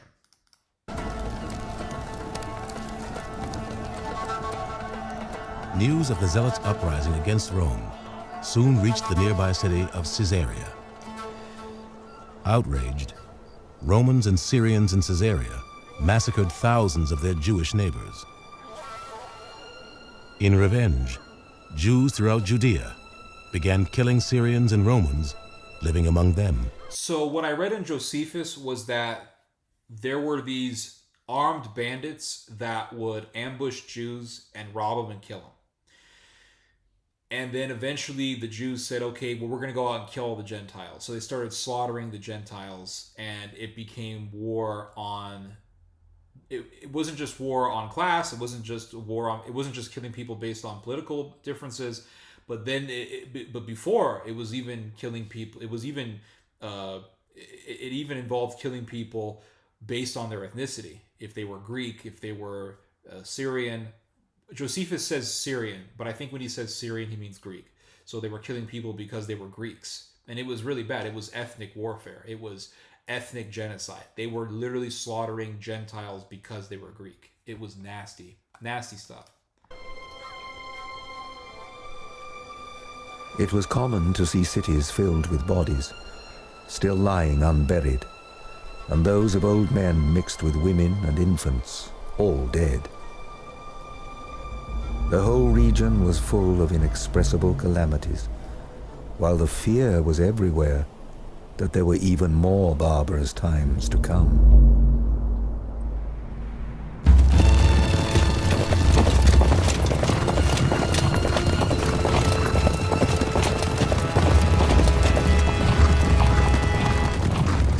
The Romans were determined to crush the rebellion before it inspired others in their far-flung empire to challenge their rule. Oh, and by the way, after the Roman-Jewish War, there were other conflicts that broke out in the Roman Empire between the Roman government and Jewish rebels. There was one really, really horrific revolt that took place in Cyprus, in which, Hilaire Belloc talks about this. They slaughtered, I want to say, let me look this up real quick, hold on. It was 200,000 people or something that they killed, because they were Gentiles. They literally just did genocide on people because they were Gentiles. Let me look this up real quick. Pretty certain this happened in Cyprus.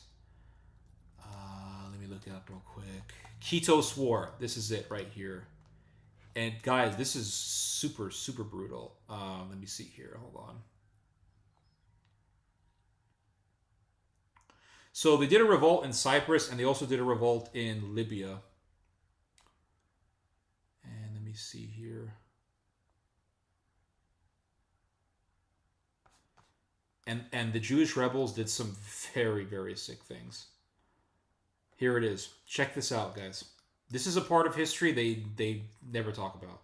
They literally never talk about. So there was a conflict that took place. This is what I'm here for, guys. I'm here to show you guys stuff that you guys probably haven't heard before. Kitos War. Here's the Wikipedia page. And it says here, Kitos War 115 to 117. In Hebrew, Mered ha-Galiot. Mered ha-Fluzot. Rebellion of the Diaspora. Was one of the major Jewish-Roman wars. The rebellions erupted in 115 when most of the Roman armies were fighting Trajan's Parthian War on the eastern border. So basically the Romans were occupied with fighting the Parthians, and then the Jews took advantage of that, and they said, okay, we'll do a war on Rome because it's right now being occupied with fighting the Parthians. So now's the time to hit them when they're busy and when they're in travails over fighting the Parthians, who were very difficult to fight. So check this out. This is insane, guys. This is insane. Look at this. Okay. So Dio Cassius tells us, meanwhile, the Jews in the region of Cyrene had put one Andreas as at their head, and were destroying both the Romans and the Greeks. They would cook their flesh. Guys, this is what they would do. And they did this after the Roman Jewish revolt, after the destruction of the temple. This was French Revolution. This was satanic. This is just purely satanic. And they did this because they were non-Jews. They would cook their flesh, make belts for themselves of their entrails, anoint themselves with their blood, and wear their skins for clothing. They were killing Greeks and Romans. They were taking their blood. They were anointing themselves with blood, which is straight up paganism. They were wearing the skins of the Gentiles. They were draping their entrails as if they were belts. They were putting on the entrails as if they were belts. Many they sawed in two from the head downwards. Others they would give to wild beasts, and force still others to fight as gladiators. In all, consequently, 220,000 perished. In Egypt also they performed many similar deeds, and in Cyprus under the leadership of Artemio, there likewise 240,000 people were slaughtered. For this reason no Jew may set foot in that land. But even if one of them is driven upon the island by force of the wind, he is put to death. That's how bad things were. It's horror, guys. It really is horror. So let's go back to the video. But they'll never tell you this stuff. This is stuff they'll never tell you. You won't learn this. You won't learn that in these brain-rotting documentaries that are like, "Ooh, Caesar was so enamored and impressed by the Jewish religion, he could not believe that people could worship one God. And the Jews were a free state. Judea was a free state for 100 years, and the Romans came and ruined everything." They dispatched their greatest general, Vespasian, into Judea to lead an army of over 60,000 men. Vespasian marched to the city of Gadara and quickly took it, for he found it destitute of any men fit for war. He then killed all the children, the Romans having no mercy on any age whatever, and this was done out of the hatred they bore the rebels. As news of Vespasian's atrocities swept through Judea, Jews... Just for the record, I hate saying that just for the record, I'm not a journalist, but just to make it clear, there were atrocities that were done by the Roman side. I'm not going to ignore that. But let's not ignore the fact that atrocities were committed by the other side. And in much, much higher volume. There was way more atrocities that were done by the Jewish rebels than by the other side. Jews throughout the region began fleeing before his army toward Jerusalem. When the Roman army finally reached the city, Josephus estimated that more than 100,000 people were trapped inside its walls. They were killing each other.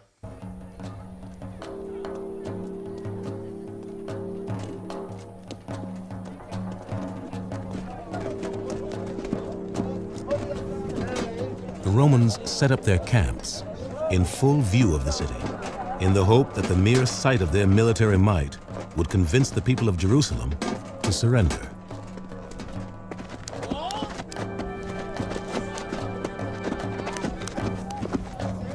Their force was composed of 3 battle-hardened legions drawn from garrisons in Rome, Egypt, and Syria. They were armed with catapults, battering rams, siege engines. Okay, we have to watch the wrestlers for 5 minutes. The temple, with its own massive walls and towers, loomed as one of the most formidable fortresses in the world. 6. I just want to know if they're going to mention the cross-dressing. It's broken down. They were maintaining temple sacrifice, but outside of the temple, there were all of these rebel armies. Actually, there were about 6 that were controlling different quarters of the city and whose commanders were fighting over what to do. So you had really anarchy and fear, and as Josephus describes it, tremendous starvation. Yeah, there was starvation, there was cannibalism that was going on, but there was a tremendous amount of killing that was done within the city. Inside the city, the catastrophe foretold by Yohanan ben Zakkai was coming to pass. The Zealots had begun fighting among themselves for control of Jerusalem. When one band of Zealots broke into the territory of another, they would inflict the worst damage they could think of, burning their rivals' food supply. They set on fire. There was no food. Like there was a lot of people starved to death. That's right. Those houses that were full of grain and all the other provisions. And as soon as they were forced into a retreat, the same thing was done to them by the other. Yes, they were actually geniuses. The alt-right loves to talk about the high IQ of the Jews. This is an amazing demonstration of this high IQ. They were literally destroying their own food supply. Amazing intelligence right there. If this was an Elden Ring game, these people would have at least 200, 300 intelligence points in their build-up. Yeah, definitely. Definitely a high intelligence build there. There was so much starvation that women were literally eating their own babies. Yeah. There was one story I read where these thieves were walking around. Thieves were going around killing people and robbing them. And these thieves went into this woman's house. And she said, "Hey, do you want something to eat?" And these thieves were like, "Yeah, sure."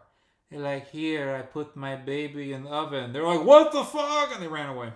Yeah. It came to pass that almost all the grain in the city was burned, which would have been sufficient to survive a siege of many years. Complete freaking idiots. Yeah. This is the high IQ that the alt-right kept telling us about.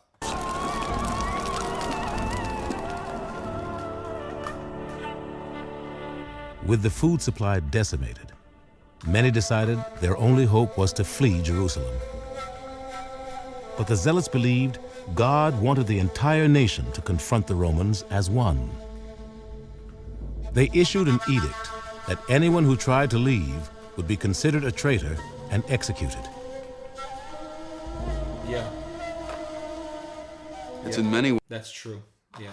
A lot of people were killed this way. ways like the militarists within any society in our own time, those that are following a military mode in terms of the Islamic Jihad or in terms of... Christians had left Jerusalem before this happened. Yes, that's correct. They had gone elsewhere. They realized it was fruitless to try to preach to people in Jerusalem. Christians were not there. Yeah. They were no longer there. Those that we saw in Bosnia, in other words, those that decide that the only way to work is through military means. And that was a scary time for... IQ without EQ? What's the EQ? There's IQ and there's EQ. What's that? EQ. Oh, emotional intelligence. Okay, I gotcha. IQ without emotional intelligence? Okay, yeah. Emotional intelligence, emotional quotient. Yeah, they weren't very smart. Just full of anger. For all Jews in Jerusalem at that time, because most of them were not zealots. As the siege wore on, the situation inside Jerusalem grew more and more desperate.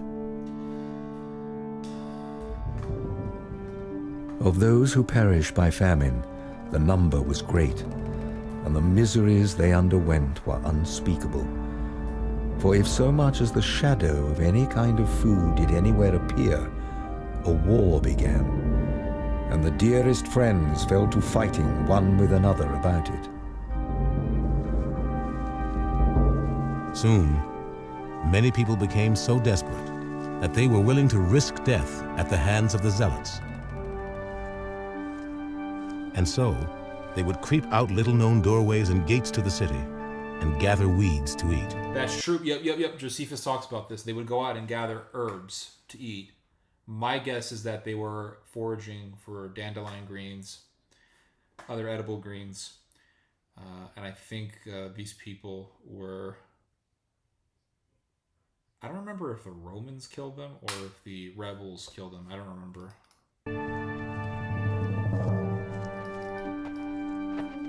But outside the city walls, they risked capture and incredibly brutal treatment at the hands of the Roman legionnaires. So what I read in Josephus was that they were Jews who fled the city and then they would go to the Roman camp, and then the Romans allowed them refuge. But Josephus also tells us, and this is where the messed up stuff of the Romans comes in, that the Romans did comes in. What I read in Josephus was that Roman soldiers suspected that some of these runaway Jews were hiding coins in their stomachs, that they were swallowing their gold and keeping them in their stomachs. And so they would grab these runaways and they would slice them open and see if there was any gold. And I think there was only like one time where they found gold. The rest of them were just poor souls that they had murdered. It's very sad.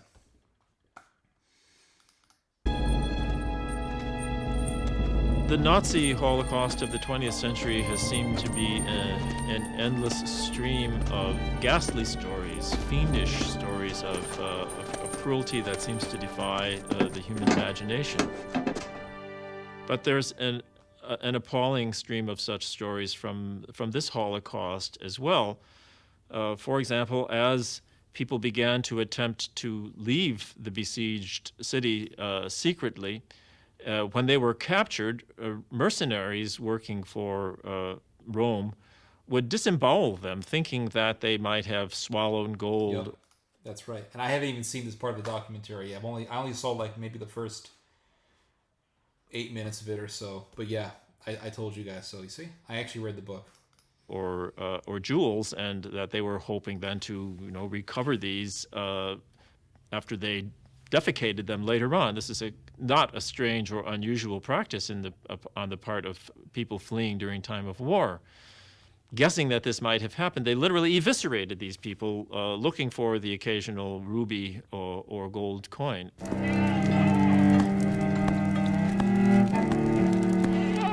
The Romans also took many of the men, women, and children they captured and crucified them.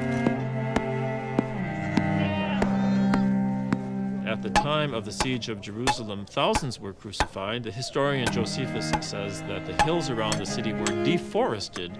So many trees were chopped down to make crosses on which to crucify Jews. That's what I've heard, that they deforested a whole area to make crosses to crucify the rebels. Josephus also describes what I would call terror crucifixions. The city was still under siege, still holding out against the Romans, but crosses... There was the crucifixion of Christ before. And didn't they scream, crucify him, and then what happened? Their ancestors were crucified. Were erected on the hillsides around it so that the people inside could see what awaited them if they continued their resistance.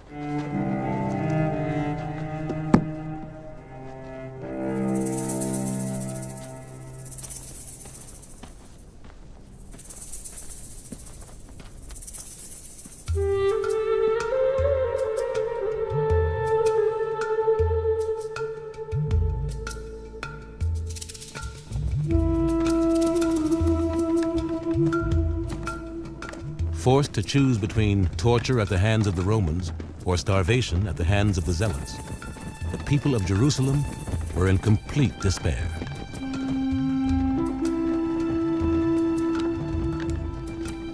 A deep silence and a kind of deadly night seized upon the city. Those that were distressed by the famine were desirous to die, and those already dead were thought happy. It was the last chance for anyone hoping to escape alive. And yet, it was only the decaying bodies of the dead that the Zealots would allow to leave. Then, late one night, a procession approached a city gate. It was a group of students carrying the body of Yohanan ben Zakkai, who had advocated peace instead of war. According to the Jewish book of tradition and law, the Talmud, the Zealots were suspicious. Some of the guards asked, "Who is this?" The disciples answered, "A dead body. Don't you know that dead bodies may not be kept in Jerusalem overnight?" Then one of the zealots decided to drive a dagger through the body. But one of the disciples restrained him by saying, "Do you want to be remembered as the man who pierced the body of the Master?" So they opened the gate for the bier, and it left the city. That's just hell on earth. And what really killed these people were the zealots. That's what really killed them, because they didn't let them leave the city. They were trapped in there. They didn't let them leave. They would try to kill people who wanted to leave. They were worse than the Romans, because at least with the Romans, you had a chance of getting refuge with them. The student's trick had worked. Outside the gate, Yohanan sprang up alive from the bier, on which he had been surrounded by rotting meat. Then he hurried away from Jerusalem. Yohanan was convinced the starving rebels could no longer defend the city or the temple. And he had decided that the very survival of Judaism was on his shoulders.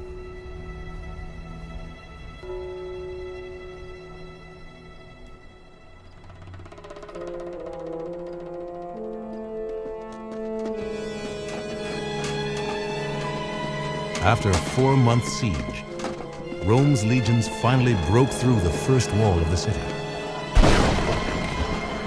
There's a very interesting story that Josephus tells us about the siege of Jerusalem. So when the Roman soldiers tried to get into the city, when they tried to assail the walls, what the Jews would do is they would pour hot boiling oil on the guys who were on the siege ladders. And yeah, I don't have to tell you guys that was absolutely painful. So a lot of the Roman soldiers were absolutely terrified to try to assail the walls, and a lot of them didn't want to do it. So they were all scared, they didn't want to do it, they were all petrified, frozen with fear. And then there was one man who was Syrian Roman guy. Josephus describes him as being thin and wiry, but warlike and brave.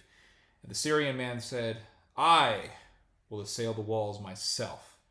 So he climbed the walls himself. And they say that he was so ferocious that when he got up into the, when he got up onto the top of the walls, he attacked the defenders with such tenacity that they were terrified of him. And he took out many of the rebels with his own hand. Eventually they killed him. I think they hit him with enough arrows or something like that he died. But that gave the courage to the other Roman soldiers to assail the city. So that's a very interesting. I find that to be a very fascinating story about the siege of Jerusalem. The zealots rushed to meet them and fought with tremendous bravery. But they could not prevent the Romans from fighting their way to the heart of the city, the temple. The Romans proceeded as far as the holy house itself. Then one of them set fire to it. Now the Jews suffered nothing to restrain their force, nor tried to save their lives, since their holy house was perishing.